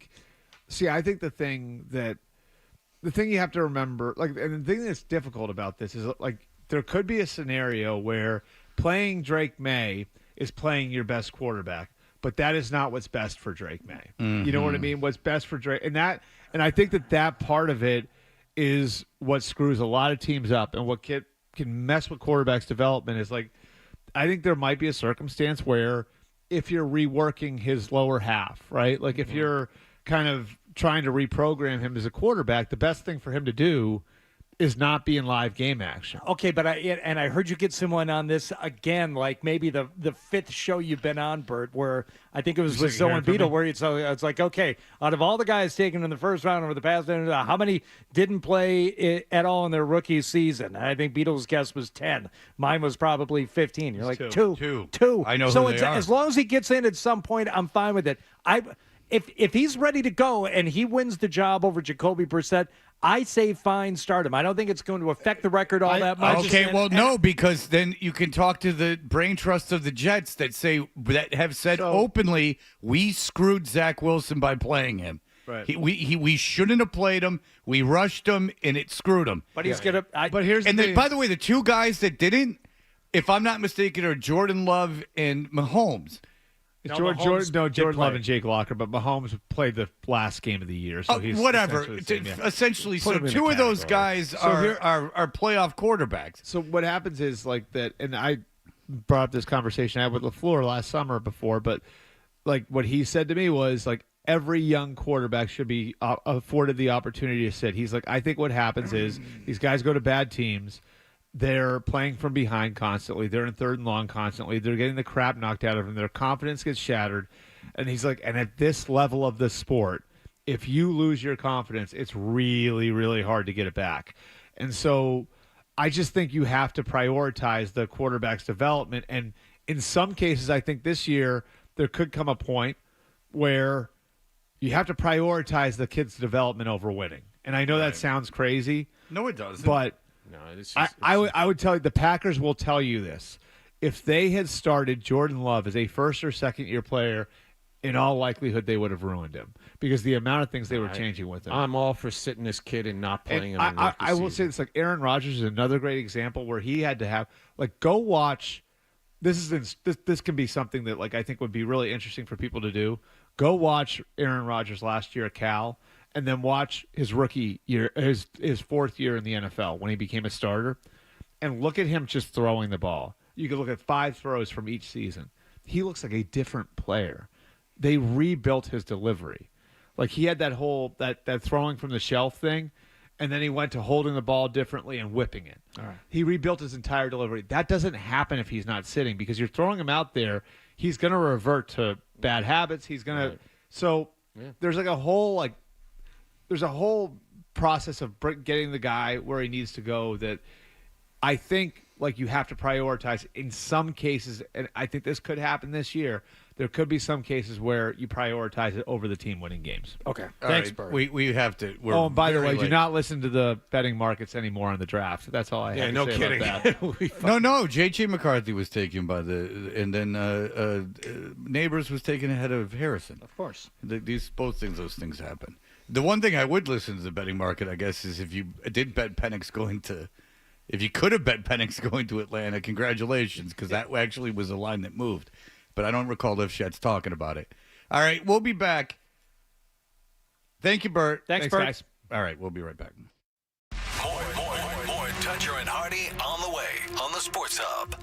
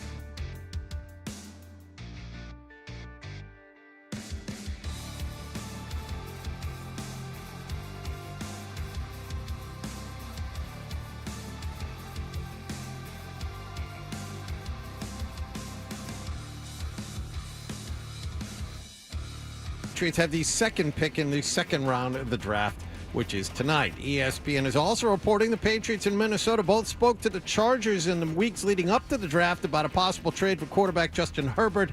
Both were quickly shot down. Up at the top of the draft last night, Caleb Williams went to Chicago at number 1, Jaden Daniels to the Washington Commanders at number 2. Marvin Harrison Jr. was taken by Arizona 4th, and tackle Joe Alt to the Chargers at 5. In all, no trades in the top 9 picks and no defensive players selected in the top 14 last night. Bruins are off until tomorrow night when they visit Toronto for Game 4 of that first-round playoff series, up 2-1. The Celtics' next game is also tomorrow night in Miami. That best of 7, even at a game apiece. And the Red Sox lost in Cleveland yesterday 6-4. Cutter Crawford will start tonight at Fenway Park against the Cubs. Sports Hub headlines are brought to you by Roto-Rooter. Plumbing problems? Call Roto-Rooter. That's the name, and away go troubles down the drain. 1-800-GET-ROTO. I'm John Wallach at Boston's Home for Sports, 98.5 The Sports Hub. Your next update at 8:30. Hold everything 98.5 The Sports Hub has to offer in the palm of your hand. I need that. Listen live. Get breaking news. I need it. Download the Sports Hub app. Toucher and Hardy. Such an fantastic explosion. 98.5 The Sports. Hey, we are Toucher and Hardy. Our show is brought to you by the good people at FanDuel Sportsbook. Make every moment more with FanDuel. I'm going crazy on the second round. I made money last night, unlike some people. Mm-hmm. I'll tell you, Kendra said Knicks. And whatever you want to say, Kendra hit that. So, I mean, good for her. Whether it was a good pick or not. But Kendra, if people, you insult her gambling, she did well. She made money yesterday on the NFL draft. And by the way, you can watch us on YouTube. Lifshat's many said many bad things. You can watch us on YouTube. Search 98.5 The Sports Hub on YouTube and subscribe. You know? Yeah, you should When's do that. Robert Kelly coming in? Is he coming in next or is he coming in at 8:40? I think 8:40. Yeah. Oh. So Well, we he'll have a be lot. for Cedric We got a Maxwell. lot of draft stuff to get to from last night. I mean, obviously, we've talked about the picks. We've talked about Drake May. We've talked about a lot of things. But let's talk about the pomp and circumstance that is the NFL draft. Last night in the city of Detroit, where some 250,000 people had gathered. Do you want me to tell the thing state- again, the fact? Do you think it's interesting enough for me to repeat? That they shut it down by 2 o'clock in the afternoon. Yes.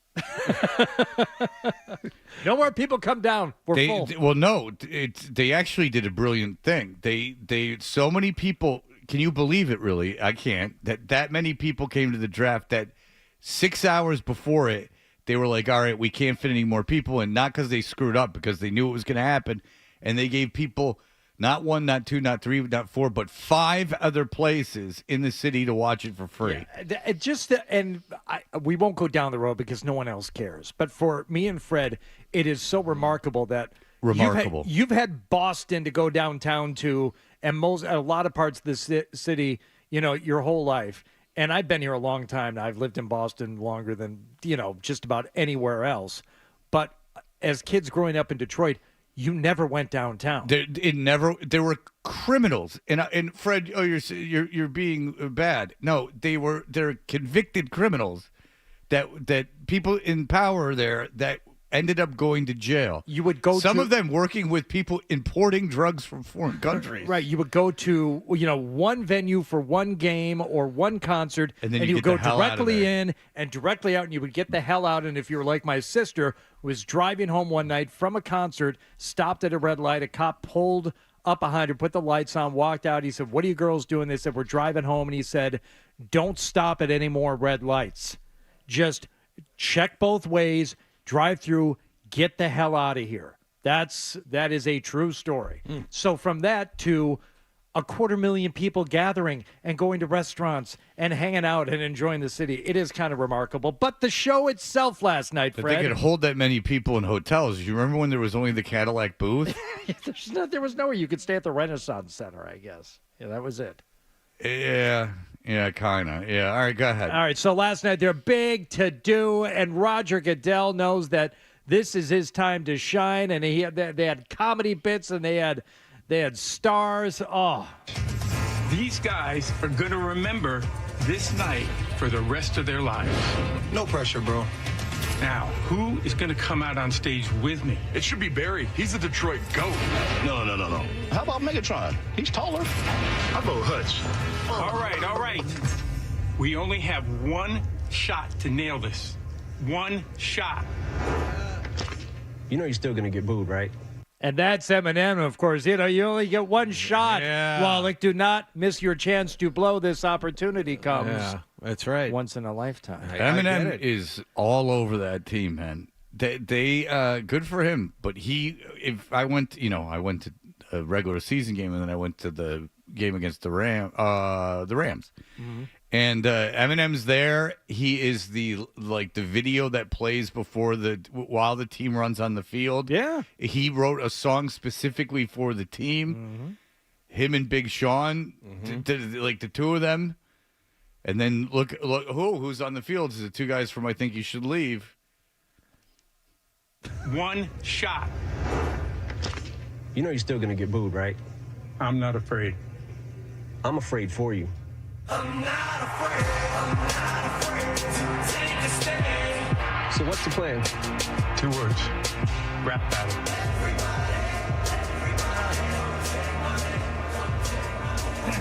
He'd do better than That's Machine really Gun funny. Kelly. That's really, really funny. Your beard is weird. Where's Kid Rock? Do you think Kid Rock envisioned 10 years Okay. ago, I'm going to be that opportunity. guy? I'm going to be that guy. He was out there. that guy. Kid Rock did something at the Detroit Opera House that saved the Opera House. Kid Rock just exploded everything. No, Kid Rock is not part of these things anymore. He's not. No. He's certainly not. In fact, even Bobby Siegs was at one of the Lions games. I think Kid Rock is in Tennessee all the time now. I don't know. No. He's got a bar. I think that's the size of a Walmart in Nashville. Yeah. High class place. Okay. Yes. Last time I saw Kid Rock was when he was taking a gun to a hibachi that looked like a flag or something. Oh, that was the Kid Rock American Badass Grill. That's what it was. Yes. Oh yeah, that was a really funny commercial. But Kid Rock made a very good business decision in that. No, he did. In that, I am a terrible, terrible rapper. But I've gotten as much as I can out of this. I'm gonna really I went from pretending I was from Detroit.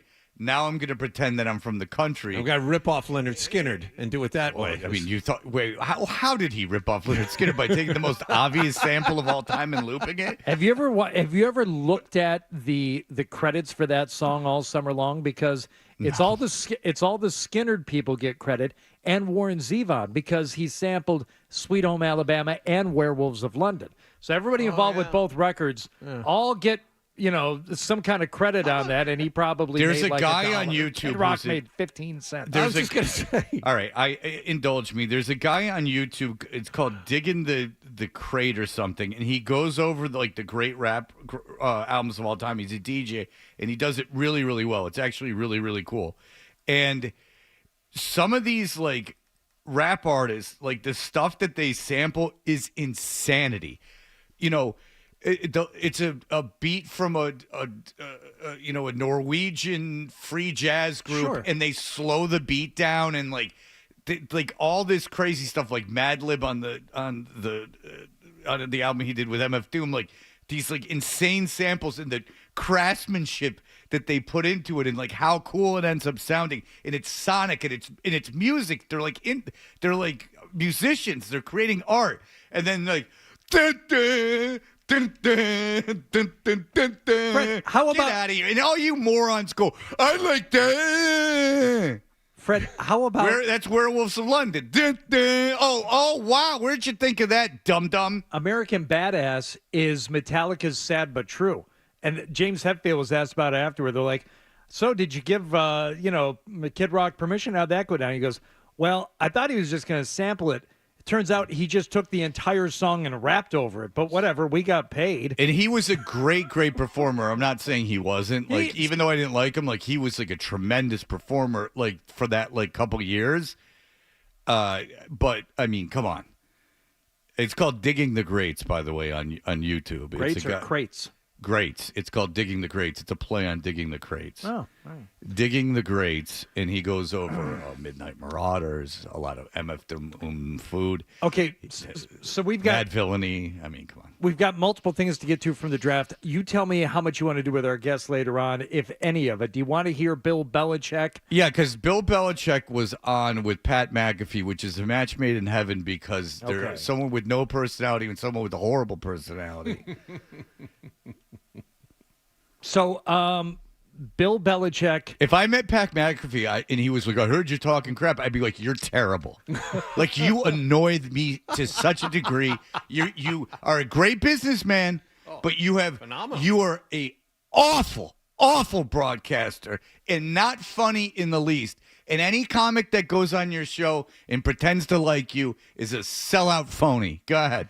So they cut over to the McAfee thing, and it was streaming on YouTube, I guess, the entire time. Oh, it was just on YouTube? Well, it was on YouTube, but then ABC would go to it occasionally. I was trying to watch it as it was happening. I kind of got bored. For the kids. So Drake Maye gets selected by the Patriots. They cut back to the McAfee thing. They got 5 of them sitting there, and they talk for 2 minutes. What was the exact time there?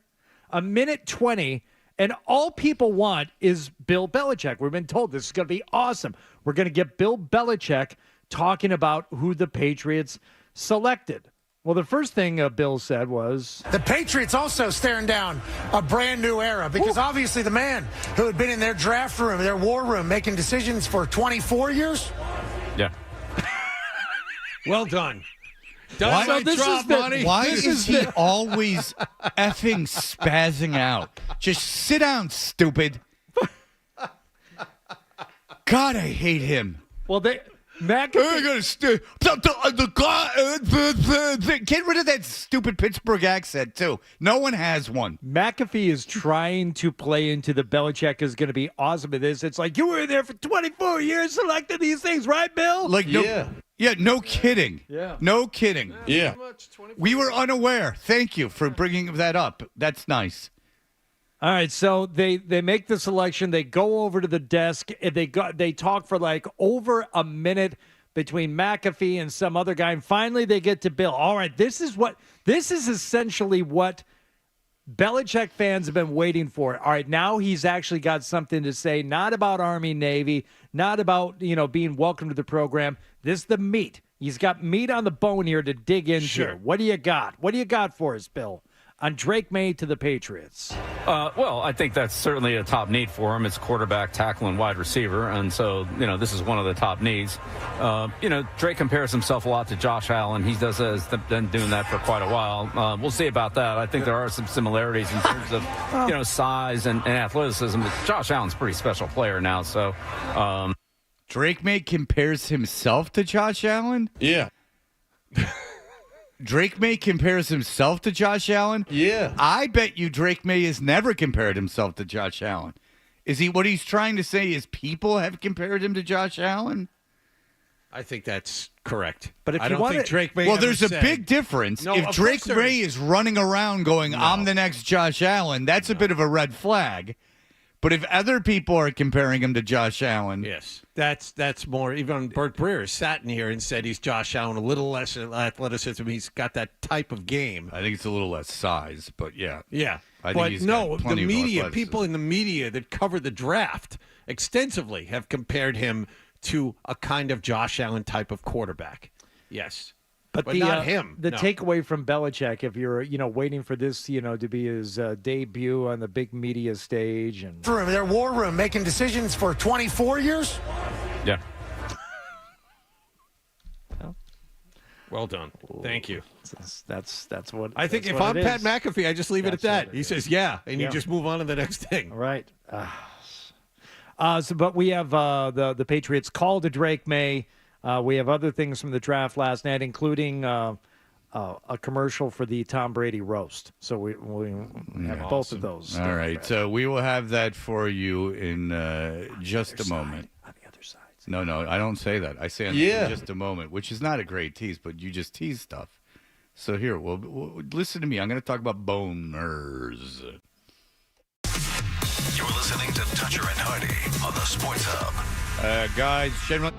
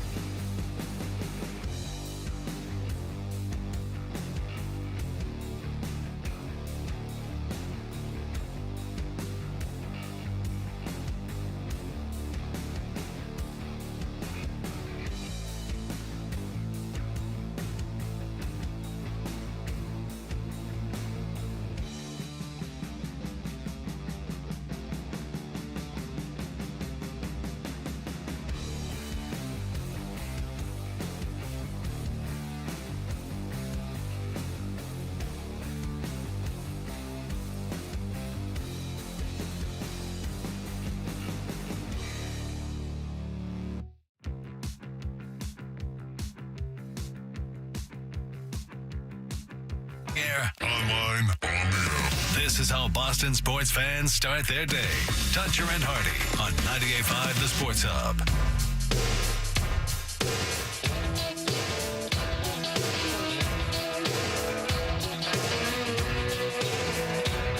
All right, on our call screener, it will say someone's a bad caller. It literally says someone's a bad caller, and then they come up red. It's not Nick doing it. It's just the thing. Some other screener has identified this person as a bad caller, but I'm going to give Murph a chance because I want Murph to be able. I don't believe in that. I just think that's AI telling me what to do. Murph, go ahead. I appreciate that. Not sure what that's about. Maybe I had one bad call in 10 years. It's probably whatever. some prick on the weekend giving you some crap. Go ahead. Yeah. Hardy, I hope that wasn't a predetermined take on Bill Belichick. I think there's universal acclaim being given about his appearance last night. He was funny, insightful, completely different than his typical appearance in the media. I hope you're going to show more clips. He was phenomenal last night. I didn't see anything beyond the Drake May stuff and one other thing, and it was pretty much what I had expected. So it was predetermined, lazy. Hardy, come on. What did he do that was you? Okay, all right, what did he do? Yeah, tell us what to seek out, and we'll play if it. if he was good, I would love to play it. What did he do that was good? Well, he was on the entire first round. It was probably 3 or 4 hours of coverage. Okay, and tell me one thing that he said about one player, and we'll go find it. Look up what he said about Penix, Michael Penix. Okay. Okay. Just All right, there you go. All right, because he was able to overcome McAfee being horrible. Yeah, McAfee sucks, but he was great. All right, Look well, up if any you clip. then I will I'll go with you, Murph, because McAfee does suck, and we share that opinion. So perhaps we've been too hard on Bill Belichick. There you go. So I thought Saban was pretty good in the college football thing that they did beforehand. Mm-hmm. All right, go ahead. They placed the call to Drake May last night. The Patriots did, and we're only hearing one side of it. We're hearing multiple people get on the phone. Gerard Mayo gets on the phone, and then he's going to hand it off to someone else. Let's go, man. Let's go. Hey, so happy for. Oh, absolutely, absolutely. So happy for you and your family, and this is your day, right? This is your day, and I'll see you tomorrow. And hey, just take it all in. Just take it all in and be present. Don't worry. Absolutely, absolutely. I'm gonna pass you on to Mr. Kraft. I'm going to pass you on to Mr. Kraft. Here we go. Yeah. Drake.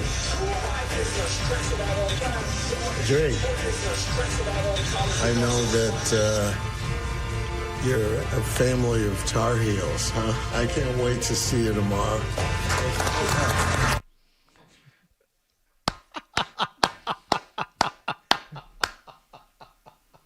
I know you like Tar Heels. Drake.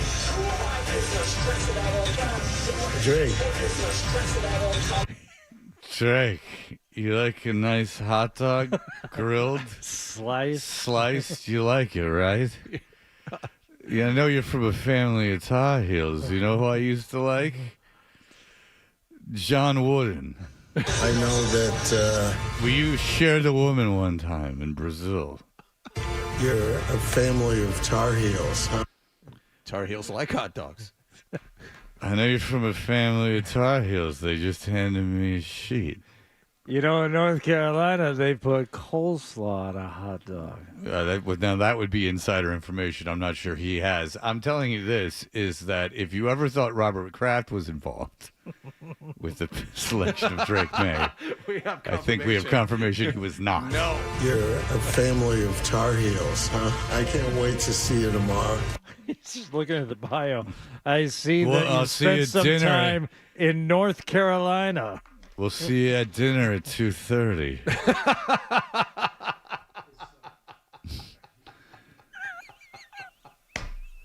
All We're calling right. supper. Yeah, we'll have supper. Hey, Drake, bring a bag so we can take some rolls. Wait a minute. We're going to Bertucci's? Where are we going? Don't worry where we'll go, but these suckers, they leave the salt in the salt. They leave the sugar and that half and half on the table. Drake, fill your pockets with these sugars. Drake.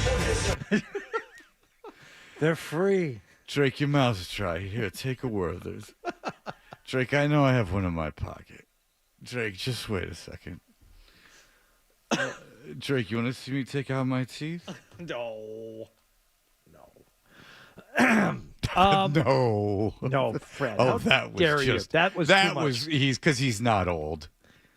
At all. That's right. You let him go all that time, but that last one. That last one was because over the top. if Robert Kraft was listening, he'd be like, "Wait, I'm old." No, I have my real teeth. Is what Does he's gonna he? say. Yeah, Are we certain of that? I'm pretty sure. Yeah.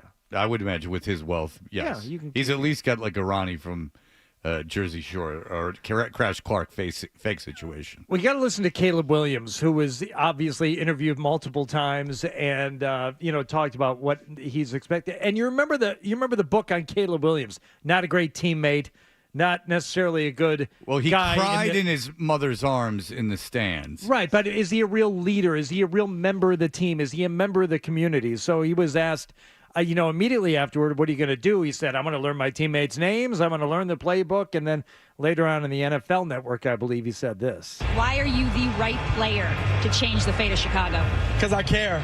I care about the community, I care about the fans, I care about winning games, I care about my teammates and their families, the coaches, the custodians, all the people around the facility, just overall holistic caring about the Chicago Bears.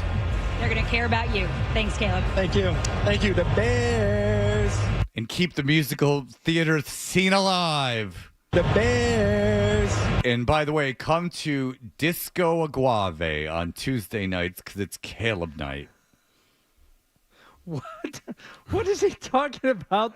He just cares with the holistic and the there's holistic custodians. Synergy. The coaches, the custodians, all the people around the facility. The custodians just only overall, use vinegar holistic. to clean. Just overall holistic. It's just holistic cleaning. The Bears. Hooray! Hi, I'm Caleb Williams. What are you going to Brian Fellow? What? This porcupine's got needles all over it. Just overall holistic. Yeah. Bears. Caleb, I hear you're going to open a wellness center in Chicago. What type of wellness will it be? Just overall holistic. Holistic wellness center. Very well, good. first Okay, of thank all, you. what animal are you most excited to see at the zoo? The Bears. I understand. Who is taking over Provincetown this weekend? The Bears. Oh, very good. Good for them. It's Bear Week. Hachi It's Machi. early in the season for that. You got to do it. You can't have the Bear takeover weekend in July. It's just too hot for those fellas. You got to do it early. Right. Yeah, I was there. During the one Bear- time I've been to Provincetown. It was during Bear weekend? Yeah, I mean, it was planned. Oh. I mean, maybe it wasn't Bear That's Weekend. what- There just was a lot of bears walking around. I understand. The Bears. Any rugged double bears? Oh, sure. Oh, yeah. I mean, there was no shortage of body hair. You want to hear Brady's roast commercial? Which I saw the thing online for it. I did not think it was Tom Brady who was walking up. It looked like CGI or AI Right. or So there's something. a Netflix Tom Brady situation. Yes. The man, the arena, the roast of Tom Brady live on Netflix. No helmets, no mercy, no Brady rule. No f***ing problem. The greatest roast of all time, Tom Brady live, hosted by me, Kevin Hart, with a lineup of surprise guests. We're coming for you, Petty Boy. I'm unroastable. Wait. They got the Jeff Ross. You Petty Boy. I'm unroastable. Let's go. Oh, please have Jim Gray. Yeah. Tom is so nice. Yeah. He is a really good guy. That'd be a genius if he just said nice things and sat down. And Guerrero just sat there and massaged him the whole time. No effing problem. No f***ing problem. That's right. He's every man. To swear. He's Oh, every does man. he swear now? He's gonna hang out with you and crack a beer. That's what he is. Let's go. The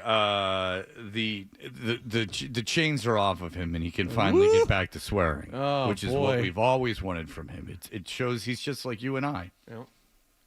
with a tremendous amount of facial work. Right.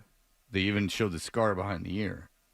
Well, it's that inner cheek shape. No. But they someone sent me on Instagram a video which you might scoff at, but it was like a guy who was like, okay, here's what Tom Brady's had, and now I can tell. Mm-hmm. And they went to I guess when you get a facelift, I guess, wink, that I wouldn't know. That there was like a scar behind his ear where they do the pulling of the skin. What animal in the animal kingdom would be the most likely to get a facelift? The bears. He's Brian Fellows. I was going to say I was going to go get a chemical peel this weekend, but I thought that would make me less attractive too. Oh, the bears. It wouldn't be a chemical peel. It would be a body wax is what you were looking for, the term body wax. I know. I was trying to keep with the facelift thing. Yeah. You were going to shave your body hair, and that would make you less attractive to bears. I'm not saying they wouldn't find you attractive, because I find that hard to believe that anyone would. Did you see who just walked in a few minutes ago? Mr. Bobby Kelly. Bobby Kelly's here. Now we're talking. Bobby Kelly's here. And we will talk to him. But first, here are the headlines. Let's go. Sports Hub headlines.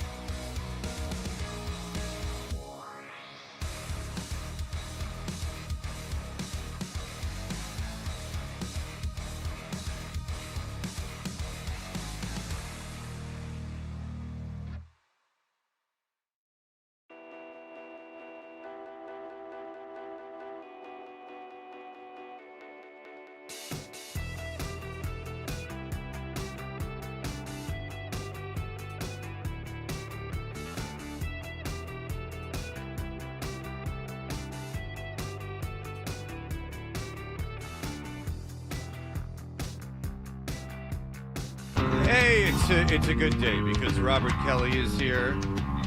Robert Kelly is performing today and tomorrow at Laugh Boston. That's on 425 Summer Street in Boston. It's in the Western Waterfront Hotel in the Boston Seaport District. If you'd like to be a part of this situation, because Saturday's sold out. The early show's sold out, so you go screwed. The 10 o'clock show, you can still get tickets. 617-72-LAUGH. That's 617-725-2844.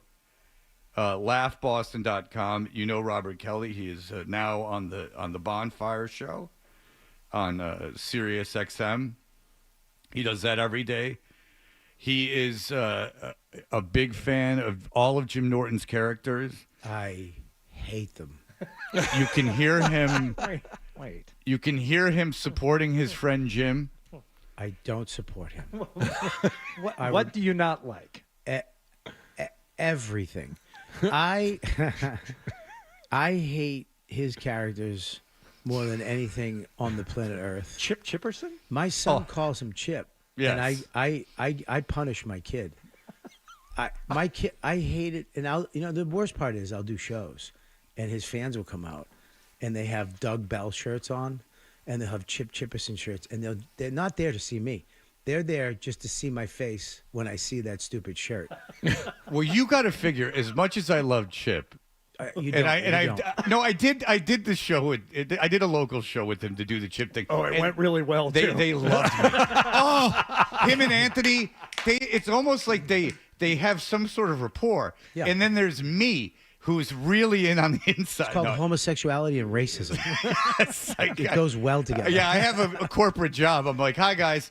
So I in front of a crowd full of their fans, and then you show up to add to the fun. Well, when Anthony, I'll give you an example of the crowd. When Anthony left, there were like 1,000 people following him down the street, and then they're like, "Oh, here's this guy." What were they chanting? Well, they all had crosses, but I don't think really took off, and that. People just wear those to really bother you. It doesn't make. It's like it. My only dream is that he makes it as Chip. That's his Larry the Cable Guy. So he has to travel with a bag of wigs and stupid hats, and that's his life. I just want to see him packing the night before, packing his little glasses. Have you seen my wig, my Chip wig? That's my only dream. That's how he makes it. He was nervous like before the Chip Chipperson show. Like he was, and I would imagine. I think he was more nervous probably than before he does stand up. He was like concerned about how things. They married people on stage, but then the marriage fell apart because they had not gotten the proper legal documentation. So the people were never really married. Did you hear that story? It's not a real person. I don't know if you know this. You can't marry somebody as not a real person. Is that a fact? That's a fact. That is a fact. You can look that up. Okay, I will. He's not the fact that my friend slowly deteriorated into 7 different people, and the fact that Chip Chipperson sold better and faster than Jim Norton. Sold out in 2 hours. 800 seats. Chip Chipperson. Jim Norton struggles at Laugh Boston. Sold out. That should tell you something with your career and your life. And it didn't. And he should be nervous because he's going out as another person that doesn't exist with a backstory. His mom and her boyfriend. Yeah. And boyfriend, they were fixing the room. I can't. I can't. You can't play along, Robert? I hate Chip Chipperson. And he wants me on the show all the time. Because you're great on the show because you are so disgusted by him that it's great. People think I'm joking. No, I don't think you're joking. I hate him. Yeah. I hate Chip, and I hate everything about it. Is this part of some larger aversion to prop comics or comedians who just want to be in character? No, it's a guy who's slowly going mentally ill in front of all of us, and we're supporting it. We're supporting my friend, and now he has a new character. He'll come out. I hate it. I don't, because he'll come out. He'll be at my house. I had him for Thanksgiving, And I'm like, do you want some more stuffing? What's that? Oh, no. Oh, boy. And my wife and my son crack up. They love it. I had to talk with my wife about it. I was like, Bubba, you got to knock it off. She's like, no, it's cute. It's not cute. My friend's mentally ill, and you guys are supporting it. It makes me furious inside. And and he loves. We'll get off Jim Noren, but he loves that your son is so into it because he would consistently play like messages that he had left for your son and things of that nature. My son loves Chipperson. And he. Well, do you think part of the reason, because he's getting older, part of the reason he likes it because he knows it's the best way to rebel against you? No, it's because my kid's a kid and he loves characters, like Nickelodeon and stuff like that. And there's a grown man. You're saying Jim could have succeeded in Nickelodeon given in many ways. The current allegations going around? In many ways, yes, he could have definitely would have done very well there. Well, there's another character too that I don't allow in the house. You know which one I'm talking about? Oh, Uncle Paul. Oh, yeah, don't say his name. No, I'm not gonna. I can't. Things have changed. I couldn't let him do Uncle Paul on the show. I had to have a I throw a big barbecue for my son's birthday party. I invite all comics, and I had to have a serious talk with my friend who's in his 50s, owns real estate in Manhattan, successful. A serious talk that Uncle Paul can't come to the birthday party of my son. And he's like, why? I go, because you know why. He can't. And he's like, all right, but Doug can come. I go, if you don't know what we're talking about, you're sane. These are all quick characters Jim Noren does. And this is Bob Kelly in their real life having a conversation at his son's birthday party that he can't do a child molester character that he does at his son's birthday party. But then he goes, can I do Doug Pell? Because, I got to do something. All right. Okay. How much? Because we're going to have Cedric Maxwell on, but I want you to hang out for a while. Sure. Are you still a Celtic? Are you a Celtics fan? Yeah. Okay, you are. Do you remember Cedric Maxwell? Yes. Okay. He fought a guy in the stands one time and didn't get kicked out of the game. The way it should be. Yeah. Did you hear what Cedric Maxwell said during the game 2? He took a shot at Scalabrini. Oh, I did not hear because what was it? Who was the guy that went off for Miami that had taken the shot at Tatum? Oh, that was Caleb Martin. Yeah, because I was going to say Caleb Williams. Okay, right. So Caleb Martin. Yeah. So he's like, when Caleb Martin hit another 3, he goes, it's a Scalabrini game. Because he was saying, like, all right, you guys are pussies. Like, they took out Tatum. You guys got to step up and do it. So I give credit to Felger for that because he was playing the audio. Mm-hmm. But Cedric Maxwell, I mean, he's in there with Grandy, which is hard enough. And now he's taking shots at Scalabrini. So we want to keep you for that. By the way, I want to say this, since Bob Kelly, if you are looking, I saw Bob do Creeps with Kids. He did it with Rich Voss, who Hardy played golf with, and it was a delight. Ugh. Then he did it with Ron Bennington, who was really, really funny. Great. And Jim Florentine and Robert Kelly closed, and I knew you were funny. Oof. You killed. Yeah. And I wouldn't say it if I didn't mean it. And it doesn't mean anything for coming from me, but it was like, wow. And Robert will do the big thing at the Garden. I saw the last time home. I saw you was Comics Come Home. Yeah. Which is not, I would guess not an easy gig because the size of the room, which you've worked before. Yeah. But you've got, 10 minutes maybe? Yeah. And you're trying to keep momentum going and different styles of comedy throughout the night. But you were great that night, too, I would say. I mean, out of the 8-10 comics are up there, it's like, it was Kelly, and I don't want to single anybody else out and leave anyone out, but you were one of the highlights of the night. Well, it's such a stressful gig to ask to do that the first time. It's so honored, and you get asked back. It's great, but when you kill it, Leary's like, all right, you're coming back next year, and then the panic sets in. Because he's like, he wants to put me up last every time. I'm like, you got Bill Burr. You got Mulaney. You got Mulaney. It's like, I don't want to go up after. You got to go up. Nobody wants to follow you. I'm like, well, Mulaney can't follow you though. I love Mulaney, but Mulaney really can't follow you in Boston. They put Mulaney on like last year. I saw you though, and he was doing a bit that I'd seen him do at the Wilbur. It was really good, but it's like it's so tough in that room at the end of the night. And then also sitting there as a fan, you're going to have to suffer through some of Dennis Leary's cover band at the end and try and sneak out. He does that? He pulls a Steve Martin? He does 6 minutes to open the show with covering the Who's Won't Get Fooled Again. But it's I would Comics Come Home Again. Yeah. Oh, that's even worse. Boy, oh boy. Okay. I like Dennis Leary. I like him too. I just had No, but that's unnecessary. I'm writing a show with him right now, so I think it's fantastic. You are? You're writing a show with him? You are out of line, sir. You're writing a show with him? Yeah. Because he did that, the Job show, which was really underrated. Rescue Me. And I was on that. And you were on the Job? I was on that. I played a Puerto Rican guy, Luis. Really? And you were a regular? No. The day we shot, the first day of shooting was September 11th. Oh. We were literally on the beach in Jersey, and I was in my little trailer. I had a trailer. I was so excited. I was trying to get an extra to come hang with me because they were faking Miami Beach. Right. And then all of a sudden, I was listening to Stern back then. Yeah. And all that stuff happened, and we could actually see what was going on. And we got stuck out in Jersey, out on the beach that night. They wouldn't let us back in the city. Oh, Jesus. Yeah. They tried to get me to go back, and I was like, I'm not going back there. And then we wound up staying in a hotel, and I actually shared the room with one of those extras. That was for a beach scene, so she was very attractive. Very attractive. Look at you. Very attractive. Well done. Yeah. I mean, we couldn't really do too much because. So she had to have. There was nothing to do but have sex with you. No, we had the TV on. It was kind of depressing.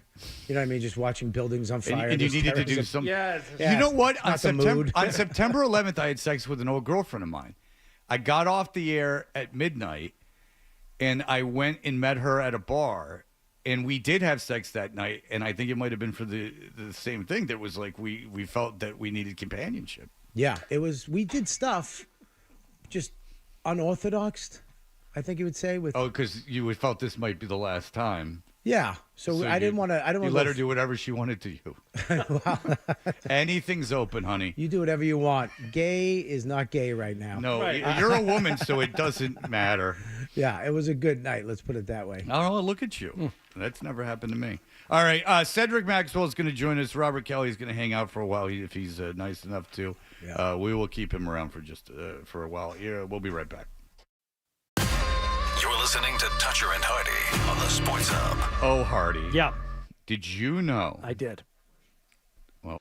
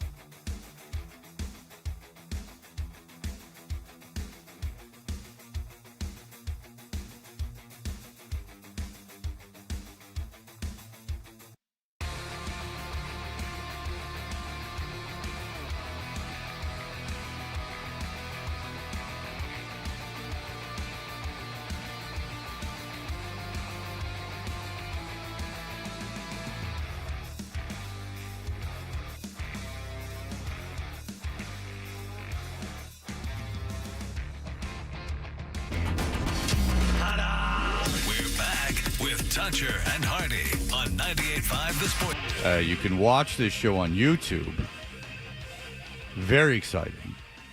You can search 98.5 The Sports Hub on YouTube, and when you subscribe, it really sets off the algorithm to our advantage. So please, for the love of God, subscribe. Oh, Jesus Christ, just subscribe, please. Robert Kelly is here. He is playing Laugh Boston tonight, 7 and 10. Tomorrow, 7 and 10. The 7 o'clock show tomorrow is sold out. I imagine tickets are scarce, so I would get in now. 617-72-LAUGH or laughboston.com. Cedric Maxwell, as you know, your Boston Celtics, despite, I'm going to go so far as to say having superior talent, lost to the Miami Heat in Game 2. Cedric Maxwell is now finally being compensated in a weekly guest. He is the Celtics, and here we go. He is the color analyst. Colored, man, colored. Colored analyst on the 98.5 The Sports Hub. Every time I say it, he takes us there. Yep. He wants to do it, so let's do it. He's a wonderful man. The 98.5 Sports Hub Celtics Radio Network and Max is brought to you by Amica Insurance. Empathy is their best policy. Visit amica.com today to get started. Max joins us on the Volkswagen Dealers Expert Hotline. Max, hello, sir. Thank you so much. You know, I always start off by playing the black card, so, you know, I'll go that way. Set a tone of superiority. I understand right away. Let us know. Mind yourselves, because I could attack at any moment. I heard that you have a wonderful comedian in today, and, you know, I'm so happy to hear it. And my guy John Wallach's there, and, I was disappointed by the Celtics not winning the other day, but I think that they'll bounce back. Kristaps Porzingis, who has been great this year, just had a horrible game for him. Couldn't score the basketball. The Celtics did a lot of things that were against what they've done most of the year with scoring the basketball. But I look for a big bounce back, and they played extremely well when they were going to Miami. I'll give Felger credit for this because he was playing audio of you during Game 2, and it seemed like you were referring to the hit on Tatum and the lack of response from the Celtics after that. And then, you know, the next game, the guy who hit Tatum goes off. You made reference to Scalabrine because Scalabrine flipped out about the whole thing. What was your take on? Well, I mean, Scalabrine's very sensitive. No, he's not sensitive at all. What's your take on the hit on Tatum at the end of Game 1? Let's start with that. And do you think Spoelstra commanded it? Let's get your take there first. Absolutely not. He's too good of a coach to do something like that. This cold red thing. No, it's not the old NBA. During the 80s, you might have got a code red on a guy who did something to somebody, but no, that doesn't happen anymore. Was it a dirty play? Yes. He ran in blindly, undercut Tatum, and could have put Tatum out for the rest of the year. If you watch Tatum fall back, he fell back on his butt. His head almost hit the ground, but he also braced himself with the thing they tell you not to do, brace yourself with your wrist. And he could have broken the wrist easily like that. So I didn't take anything about that as Spoelstra did it. It was a bad play, and but what it did, it seemed to have jump-started Miami in that next game, and that was a problem for me. If anybody should have been jump-started, I think it should have been Tatum instead of the guy who did it to him, Caleb. Okay, so and it's interesting because you are old school, and I think Miami's a little old school as well. Like they're a physical team. Do you think that the Celtics, do you think that their attitude should have been all right? Like Caleb, Caleb Martin's not doing anything in this game. Like Caleb, we're gonna make sure he knows that he made a mistake. Absolutely no, not just made a mistake. Damn it, don't do it again. Yeah, that kind of thing. I mean, it's just like you having kids. A lot of us have them, and when a kid makes one mistake, and if you're that real dad, you're going, You do that again, there's going to be something that's going to happen. And if you're a real dad, something will happen after that, and that kid won't do it again. Well, in this case, he did it, and the response was that they came back and won the basketball game. So he might be inclined to do it maybe a little bit more and be a little bit more physical with Celtic players out there. Can I ask a question? Oh, yeah, go ahead. Robert Go ahead, Kelly Bob. has a question for you. Are you saying that you can hit your kids? Well, watch this, Robert Kelly. Yeah, I said I do hit my kids. I'm putting it on the air, okay? All right, perfect. And this is what I'll say. I did it during the 80s when people didn't give a damn. Okay, You're like, because okay. I've been doing consequences, and they're not working. So I mean, I understand how things have definitely changed. You know, how kids now, and I think I made a reference to my child who is 35 now, but I gave him the telephone before I got ready to spank him. I said, I can give you this phone, and I can let you call 911 now. And he looked at me like, they won't get here in time. Yeah,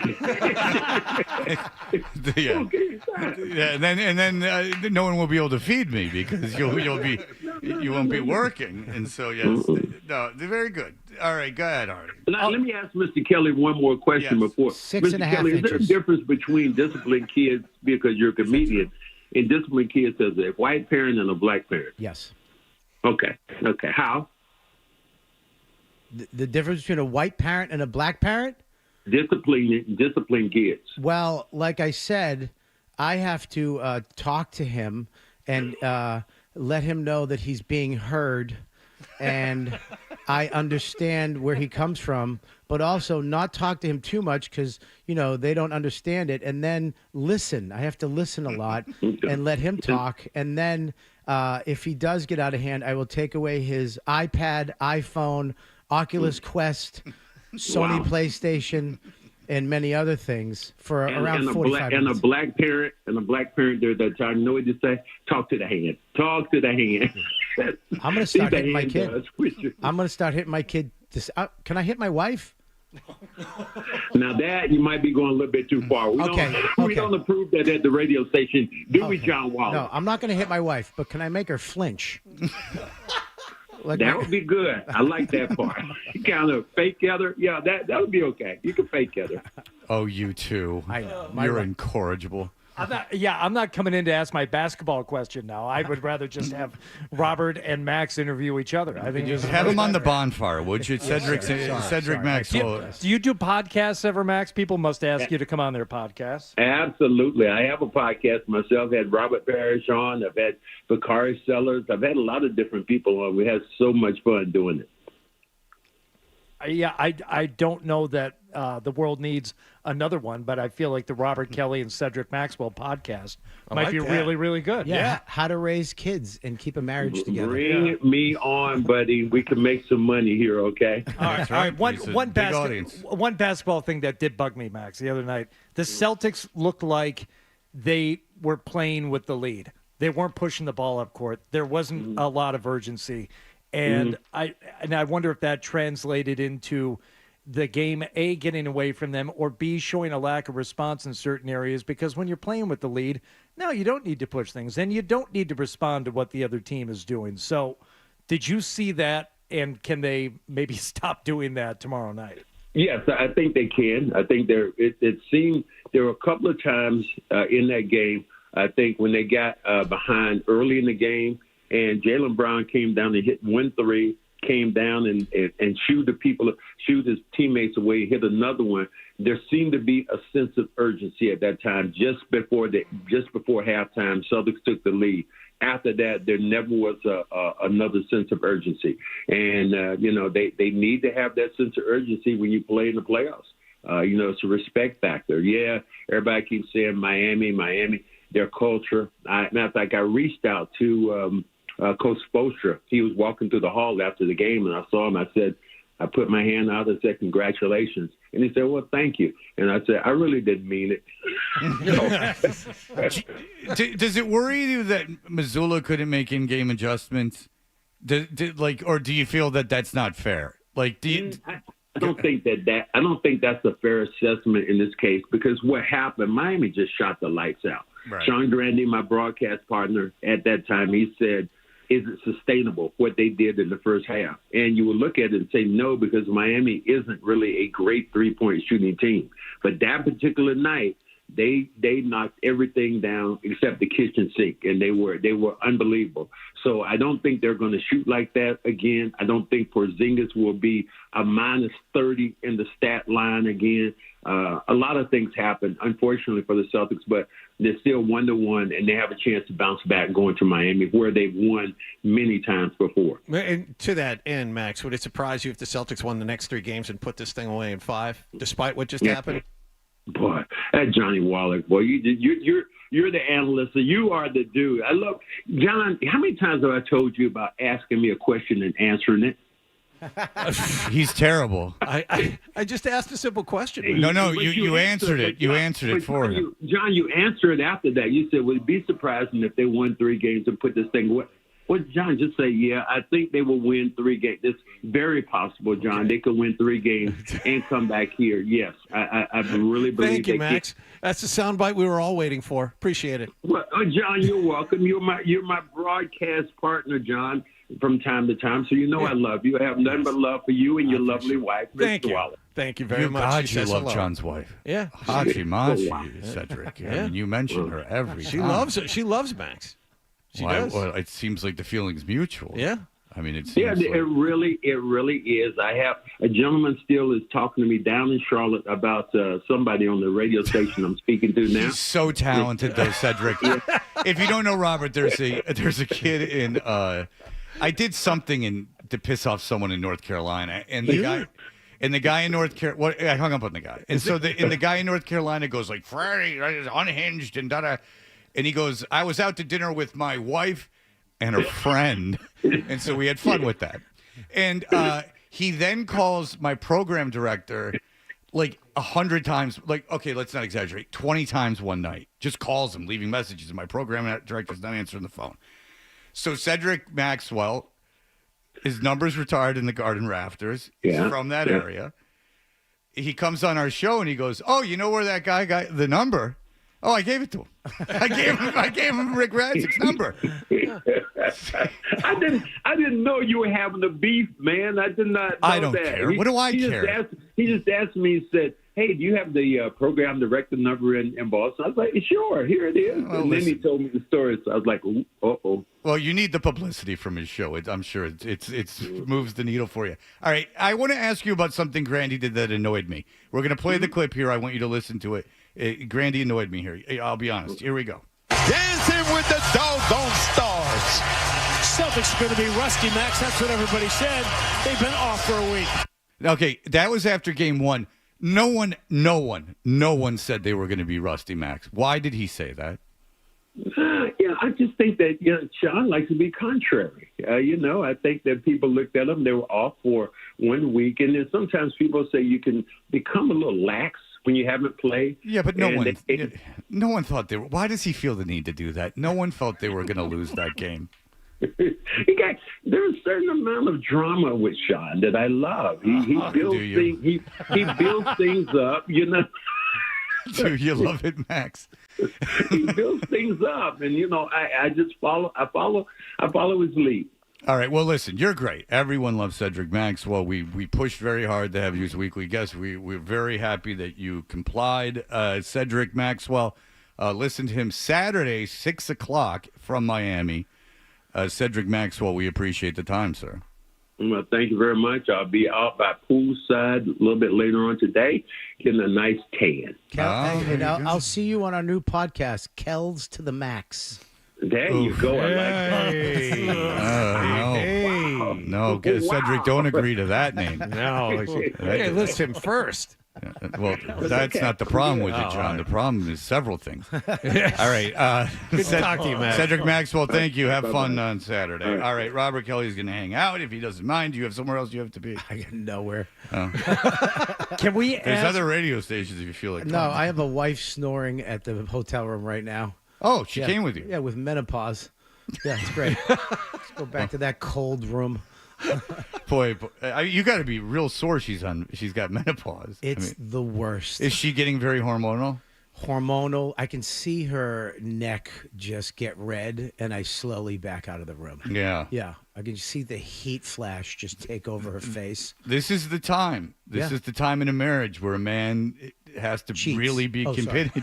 Sorry. No. Well, on the same page a little bit is that you have to really want to stay married. You have to be committed to the commitment at this point. Yes. It's not even about cheating. It's just about like, okay, can we get through this time that I'm with someone who's incredibly irrational? Is that what you have to think to yourself? Irrational. There's a lot of things. Yeah, there's a lot of things right now. I am questioning it right now. Yeah. Yeah, I have a 10-year-old with a whistling booger in his nose and a woman snoring. That's great. Let's go back to that. No, you can stay.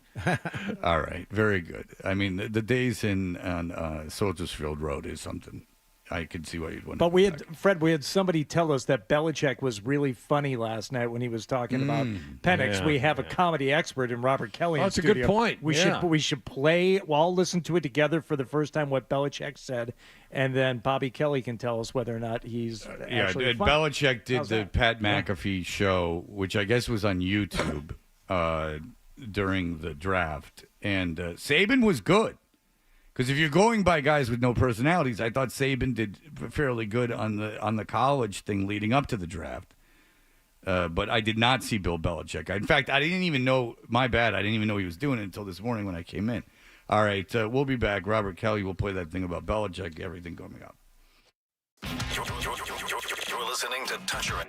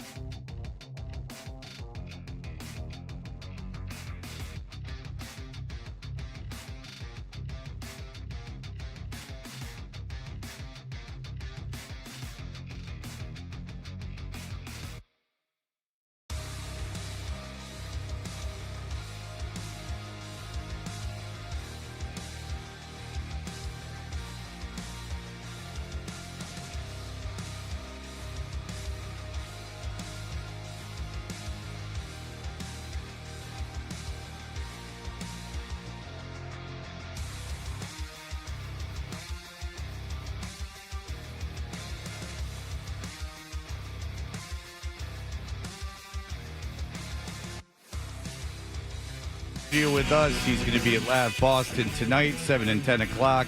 And tomorrow, the 7 p.m. show is sold out. The 10 p.m. show, I would imagine that there's not a lot of tickets remaining. So this Laugh Boston. Plenty of tickets. Oh, stop that. No. You're creating a sense. I bet you, honestly, there's not, but also let's create a sense of urgency here. It's Laugh Boston's in the Western Waterfront Hotel in the Seaport, so it's a beautiful area. 617-72-LAUGH, 617-725-2844. Go to laughboston.com, and Hardy talked about it. All right, so Bill Belichick. Yeah, people may not be going to a comedy show tonight because they can get comedy right there on their TV from Bill. Okay, so it's funny because I don't like Pat McAfee, but Bobby in the break said, "What was your question about Pat McAfee?" I just don't understand why he has to stand up the whole time. It bothers me. It's aggravating. It's just I don't get. I don't like standing up. If you get heated or passionate, stand up. I get it, but sit down. Just sit down. And this is a man who has a daily radio show now. He knows. There's no reason to stand up. No. You're a spaz. All right, so we had a caller called in. We had been making fun of Belichick a little bit, but the caller said, hey, listen, in all due respect, Belichick was very good. Hardy asked him, all right, cool. Can you find out, when he was good, and we'll pull the audio. So he said when the pick was Penix, Atlanta with that really crazy pick. If you don't know, Atlanta at 8, right? Took Michael Penix, even though they had just signed the quarterback for Cousins for 4 years and a tremendous amount of money. Right. All right. I have not heard this. I have no idea. So this is a chance for someone to go off. You've got Belichick sitting in there, the guy who knows all. He knows better than anybody else. They just took Penix. Massive reach by all indications at number 8. So now they're going to turn it over to Bill, who is good and insightful and funny. This is what we didn't listen to. We were being unfair by just isolating him at the beginning. This is where he reportedly, according to the callers, shined last night. Bill? Yeah, I think it's just that. They obviously like the kid. I think this is an example where you probably could have traded back to take Penix. Maybe they thought that Denver or somebody else was going to slide in there. I don't know, but this seems a little high for him. But there's a lot to like about Penix. There's a lot to like about this kid. He's very mature. They talk about the injuries, but he's been healthy the last 2 years, and he's won a lot of games. He is. Well, it's good so far. Not only was it not funny, which fine, but it was also very base analysis. He's mature. Yes, he's old, and he's been injured several times. What the hell was that? Was he injured Mike? Was he injured 2 years ago, or was he healthy the last 2 years? He was. You think he was healthy the last 2 years? Okay. Well, he's got more. Maybe it gets funny. On a good football team at Washington. So, it's an interesting pick, and it's interesting to look. Having 2 good quarterbacks isn't a bad thing. Now, have you ever seen anything like that? He's right about that. Wait, you can't. Hey, no, but it is a bad 2 thing. good quarterbacks. You're looking to win now. You could have felt you desperate. You could have had any defensive player on the board. All right, I think we understand he's not funny, but even the analysis is not good. All right, so Belichick's known for his hilarious antics. Yes, he's going to be horrible on TV, don't you think? I mean, I love Belichick. Of course you do, because you don't live here anymore, but go ahead. I love Belichick, but yeah, he's not known for his hilarious antics and setups and punchlines to making people laugh. I mean, his interviews have known for, it's like my real father. Not that much. You know what I mean? When you I met him once. You met Belichick? I was hanging out with Jimbo Wahlberg, who's a friend of mine, and we were in Miami. Is he one of the Wahlberg brothers? One of the Wahlberg brothers. And we went to the locker room, and we met him. We hung out and talked to him for like a half hour. Really? Yeah, we were in the locker room after the game, after a Miami game they won, and Wes Welker, by the way, kickstand. You could tell because he was confident. He wasn't afraid to go over the middle. He walked by me naked. Do you remember when we got in trouble? Were you on the show when we got in trouble for that with Crash in the locker room? I was. That was the first year I was there for that. We made the attempt when we first went to Sports Talk Radio, and then I don't mean to interrupt your story, but one of the guys from our show went to interview the players, and as he was interviewing one of the players, he lost complete composure because the guy was naked. Yep. And it was such a sight to behold. I can't get it out of my head. And then they were like, "You're on Sports Talk Radio. Like, you can't do that. Sorry. Like, you can't go to the locker room." Yeah. And do that, so we were no longer allowed into the locker room after that point. I still think about it having sex with my wife. Yeah. That will pop into my head. Just, Wes Welker. Just that little guy walking by and me going, wow. Wow. Brady was there. I didn't even acknowledge him. Didn't even see him. I was like, whatever. Whatever. Yeah, but Bella, it was a Florentine situation from what I heard. It was, it hit the floor. Is that what you mean? I know. I mean, it was nuts. Yeah, but Belichick, I mean, I sat there for a half hour and it was not that fun. Oh, it was not that fun? Real? That's what I hear. Like in person, he's really funny and he'll cut up and he's... in person, though, he's very relaxed. He's great. No? Nothing? My Aunt Peggy's made me laugh more than Belichick. Jesus. What did you guys talk about for a half an hour? I just sat there. They talked. Okay, so Jimbo Wahlberg, Yeah. what does he do for a living? He's I don't know. Wahlberg brother? He does a lot of fundraising. Yeah. It's just interesting to me that just this guy just has access to the locker room. Yeah. I could see you having access to the locker room before Jimbo Wahlberg. Oh no. They were friends. They like knew each other. Really? Yeah, they were talking. It was pretty boring. They were just talking about stuff. And I was just looking at Belichick without blinking for a half hour because it's Belichick. And Right. this is prime Patriots. Yeah. So I'm just like, this is Bill Belichick. And I just sat there. And but it was nothing. It wasn't like, there was no room for me to, you know what I mean? Usually there's room for to cut in or say something. Nothing. So you found yourself bored, actually. I found myself a little bored hanging out. Did you see the video of him on the ring camera with his shirt off? No. All right, Hardy. I think you say the ring camera of Kraft in Miami. Yeah, well, that has been hidden. I watch that all the time. You saw it? No, I'm kidding. Oh, I was going to say, yeah, I'm like, that's out? No, so this is real. It's not fake. Yeah. Bill Belichick's like in like some weird neighborhood, like not like a nice neighborhood. And he comes out of a home befuddled in slacks and no shirt, obviously like looking for his keys in his car.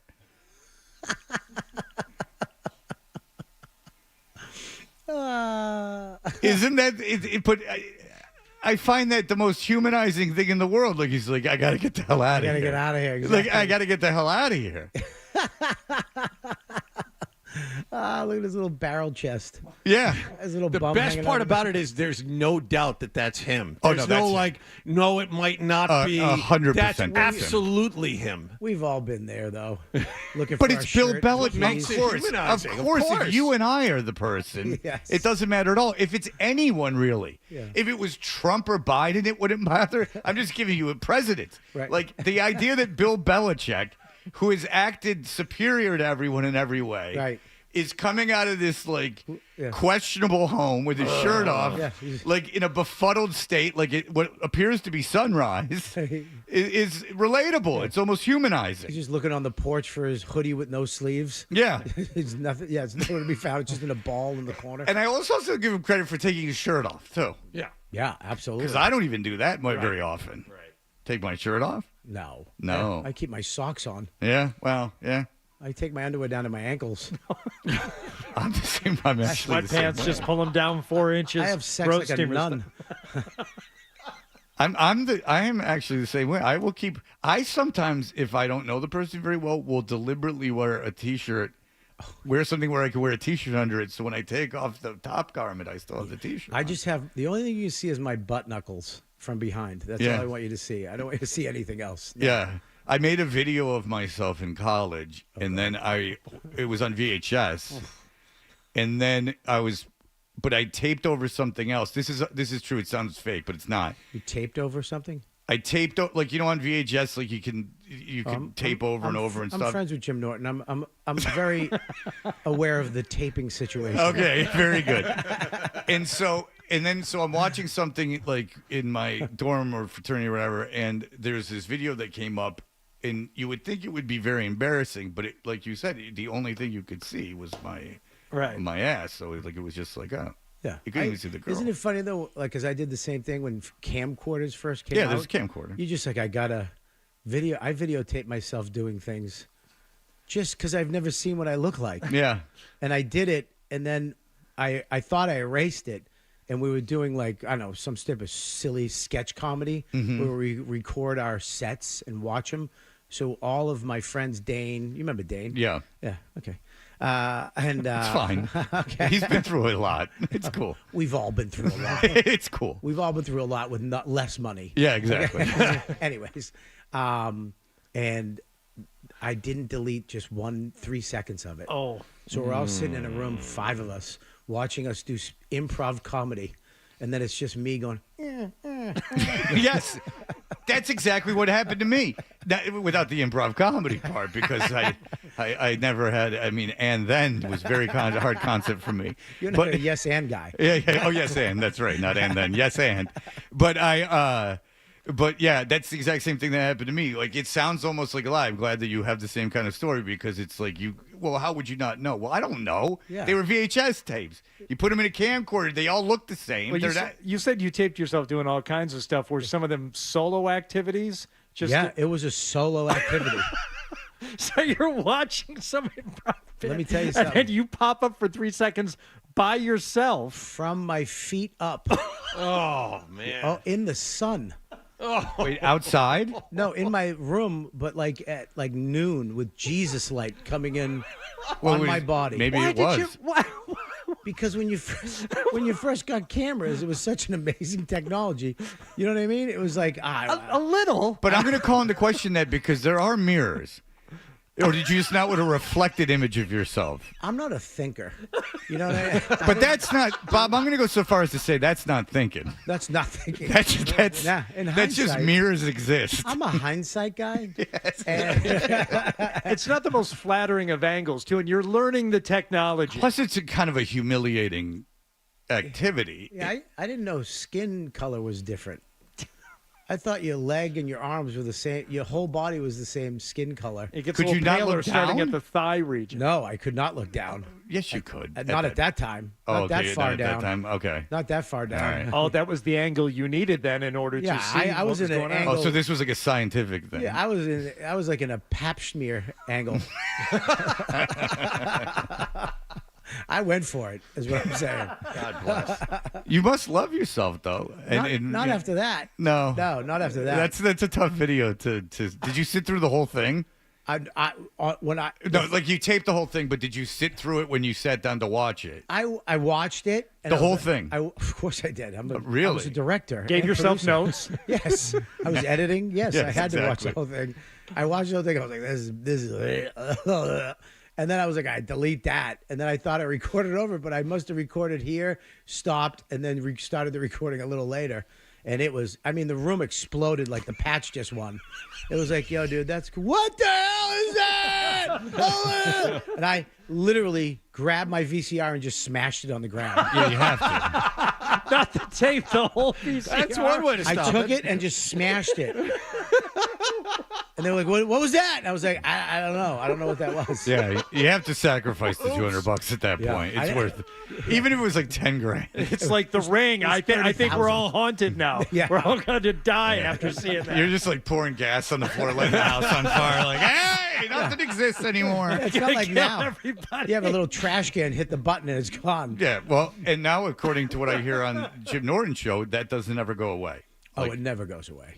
Yeah, someone made fun of me for not knowing that the other day. Like I didn't know that. All right, very quickly, I will incorporate phone calls into this radio program. Craig, go ahead. Fred, you've been shitting on Pat McAfee. All right, well, you can't say that. Jeez. That's podcasting fault. Oh, podcast. I know. Frank, there should be more. What's the name of your podcast with Cedric Maxwell? Don't say it again, Robert. You want people to come to the show. Let's just get it out there. Kells to the max. And you made fun of Kel's Bells. Don't bring that up. Please don't bring that up. Frank has a point. Go ahead, Frank.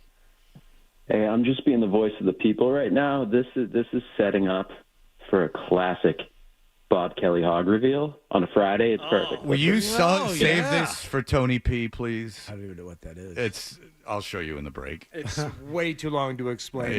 But we didn't save it for the man who has been teasing us for this long. Yeah, all right, we will return. Here are the headlines.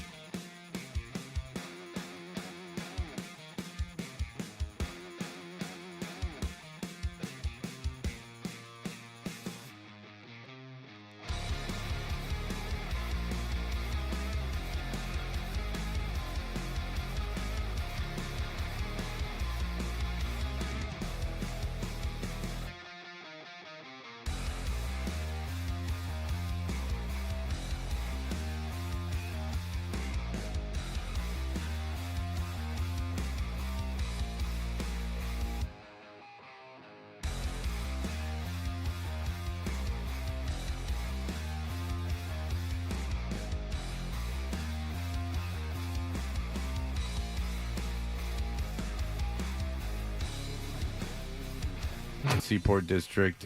He will be there tonight, 7 and 10. On Saturday, the early show at 7 is sold out. The 10 o'clock show has a few tickets remaining. 3. They have 3 tickets remaining. 3 tickets remaining. 4 for tonight, 5 for the second show, and 3 tomorrow night. Is that true? Absolutely not. Okay. Because I was going to say 3 is a hard number. 5, 4, 6. You want to go even number on the people. 6. There's 6 tickets for each show. Yes. 3 couples. Just have a night out of the Seaport. But be careful, because if Bobby spots you and he goes after you, yikes! I know. He made fun. Look through you. Yeah. I now literally look through you because I know you want me to talk. I don't ever talk to. I don't even look at the crowd. I don't want to see your face until I get on stage. Well, 2 things Robert likes is the crowd to be involved in the set. He likes it when they talk back to him. I do not like that. And he also I loves don't that. when you applaud in agreement with what he has to I say. hate clapter. Well, that happened on Saturday Night Live.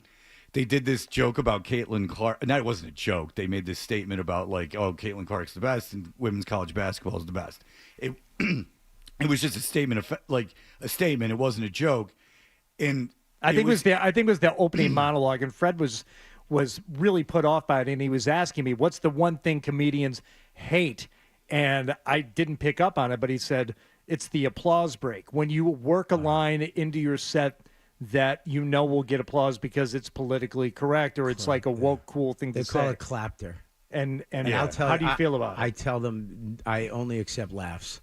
I don't like applause. But when you see another comic and they say something designed exactly that's not even remotely humorous, that's just designed to have people go, oh, yeah. Yeah, I'll boo. Yeah, that's not good. I'll boo. It's cheap. Will you accept a kind word or a smile? I will accept that. Yes, I will. Okay. But like we used to go in the cellar, like me and Patrice. I remember me and Keith one night. Rich Voss was going up. Such nice guys, all of you. After he was going up, I think it was Nikki Glazer. Okay. And she, disgusting. I mean, the stuff it was just. I mean, yeah. Even for me, I was like, "What?" You know what I mean? Yes. And murdering, and the crowd was mostly girls. I mean, loving it. And then here's this 65-year-old Jewish guy about to go up and sit down with a scally cap on backward, dressed like New Kids on the Block. And he's going up. So me and Keith went on either side of the room, and every time he said something, we went, "Oh." Let me tell you something. And the crowd, and all of a sudden, "Oh, no." Oh. I remember Poor Voss. And he goes, "What are you talking about? The other girl just went up and said this, that, and that. It isn't even that dirty." And I was like, "Oh." The whole crowd turned on him, and me and Keith were laughing. At one point, one of the girls looked up at the manager and went, "Why? Why? Why would he say that?" It was so great. We used to do that all the time. And Voss was thinking on his feet. Got out of it. No, he's not thinking of his little feet. He bombed, and it made us so happy that he took a hot one. Well, if you don't know the Comedy Cellar, it would be like guys like Keith Robinson and Patrice O'Neill and Voss. He's dead. Well, Yeah, I said it would be. Okay. I'm aware of his death. Keith is on the second stroke. Go ahead. Yeah, but he did a tour. He did a special. I know Keith Robinson did a special. Was Patrice funny mean or just mean? No, you guys were all terrible to each other. No, but okay, but they're that's why Colin Quinn did Tough Crowd. They're funny. Because you were so mean to each other. Okay, but it's funny, and sometimes I would see Patrice in those situations. I'm like, oh, he might just be mean. Oh no, we were at the table one night and he made some girl cry. That's mean. And then we all applauded when she left. See, I heard that this is interesting, because the Comedy Cellar is where a lot of these guys work in. It's in the Village, right? It's in the Village, Manhattan. It's where these guys work, and it's famous that these guys sit at a table and that everyone's able to bust balls. And Voss is someone that, like you just said, everyone busts Voss balls. Yeah. But I heard that, like, if Voss doesn't respect you and, like, you try to buzz his ball, like, not you specifically, but if he doesn't respect the person trying to buzz his balls, like, Voss just goes off. Yeah. Like, and it just becomes this, like, huge, vicious thing. Yeah. Oh, he has. Voss is so sensitive. I love Voss. Yeah. But he's very sensitive. Yeah. We did a TV show for the Comedy Cellar, and it was me, him, and his wife, and him and his wife were just trashing him, and he screamed at his wife. Bonnie McFarlane is a comic. On camera, and just saying, "You guys are ganging up on me." I went, "You're 65. Grow up." Yeah, he's a sensitive. Me and him almost fought a couple times. Really? Yeah, when I first got there, the first thing he ever said to me was like, "How long you been doing comedy?" And I was like, "Around 6 years." He goes, "Go get me a coffee black, 2 sugars." And I was going to punch him in his face. Yeah. Yeah, he's. Did he start to take one of his 15 rings off before he was getting ready to fight you? I'm telling you, I really believe he's like some type of leprechaun, and that's where he keeps his gold. He had a special bag in his golf bag when I played with him to put all his jewelry in. I'm like, what is all that crap, boss? Yeah, he He's wears like, a Mr. T starter kit on his fingers. Well, he looked like AC Green when he first started, who had lost all his teeth. If AC Green had lost all, he had a Jerry curl at the beginning of his career, if I'm not mistaken, Rich Vaughn. Yeah, he would come in and the back of his wife beater would be wet from his Jerry curl. Ugh. Oh, he grosses me out, and he keeps everything. He keeps. And did he come in here and not use his headphones too? I don't remember. He was on Jim and Sam yesterday, and I'm listening to it. I heard you call in. I was, because what? Huh? What? Huh? He refuses to wear headphones in the studio. So he can't hear Tell him anybody. why. Tell him why. He wouldn't wear. Because he gets his headaches. He said I get earaches from wearing headphones. Oh, God. Earaches from wearing. That's not a thing. No, it's really, really not a thing. It's not a thing. No, he's just got to be the guy that doesn't wear headphones. He doesn't wear headphones. He's probably the worst human being I know. All right. Well, it's the end of our show. So Robert Kelly, tonight, go see him. 6 tickets. There's 6 tickets available. Yes. For the 7 o'clock show, and then another even amount of tickets available for the 10 o'clock show. Tomorrow, the 7 o'clock show is sold out. 10 o'clock show, you can still get some tickets. Laugh Boston at the Westin Waterfront Hotel in the Seaport. 617-72-LAUGH, 617-725-2844, or simply go to laughboston.com. Bob Kelly, it's always a pleasure, sir. Great to see you guys. Listen to him on the bonfire over there on Sirius XM Faction Talk 103. Faction Talk. Me and Big J Okerson. Big J Okerson, and that is going on as well. All right, Robert Kelly, thank you so much for joining us, Thanks, sir. brother. Thank you. That'll do it for us. We shall be back on Monday if everything goes according to plan. Bye. Toucher and Hardy.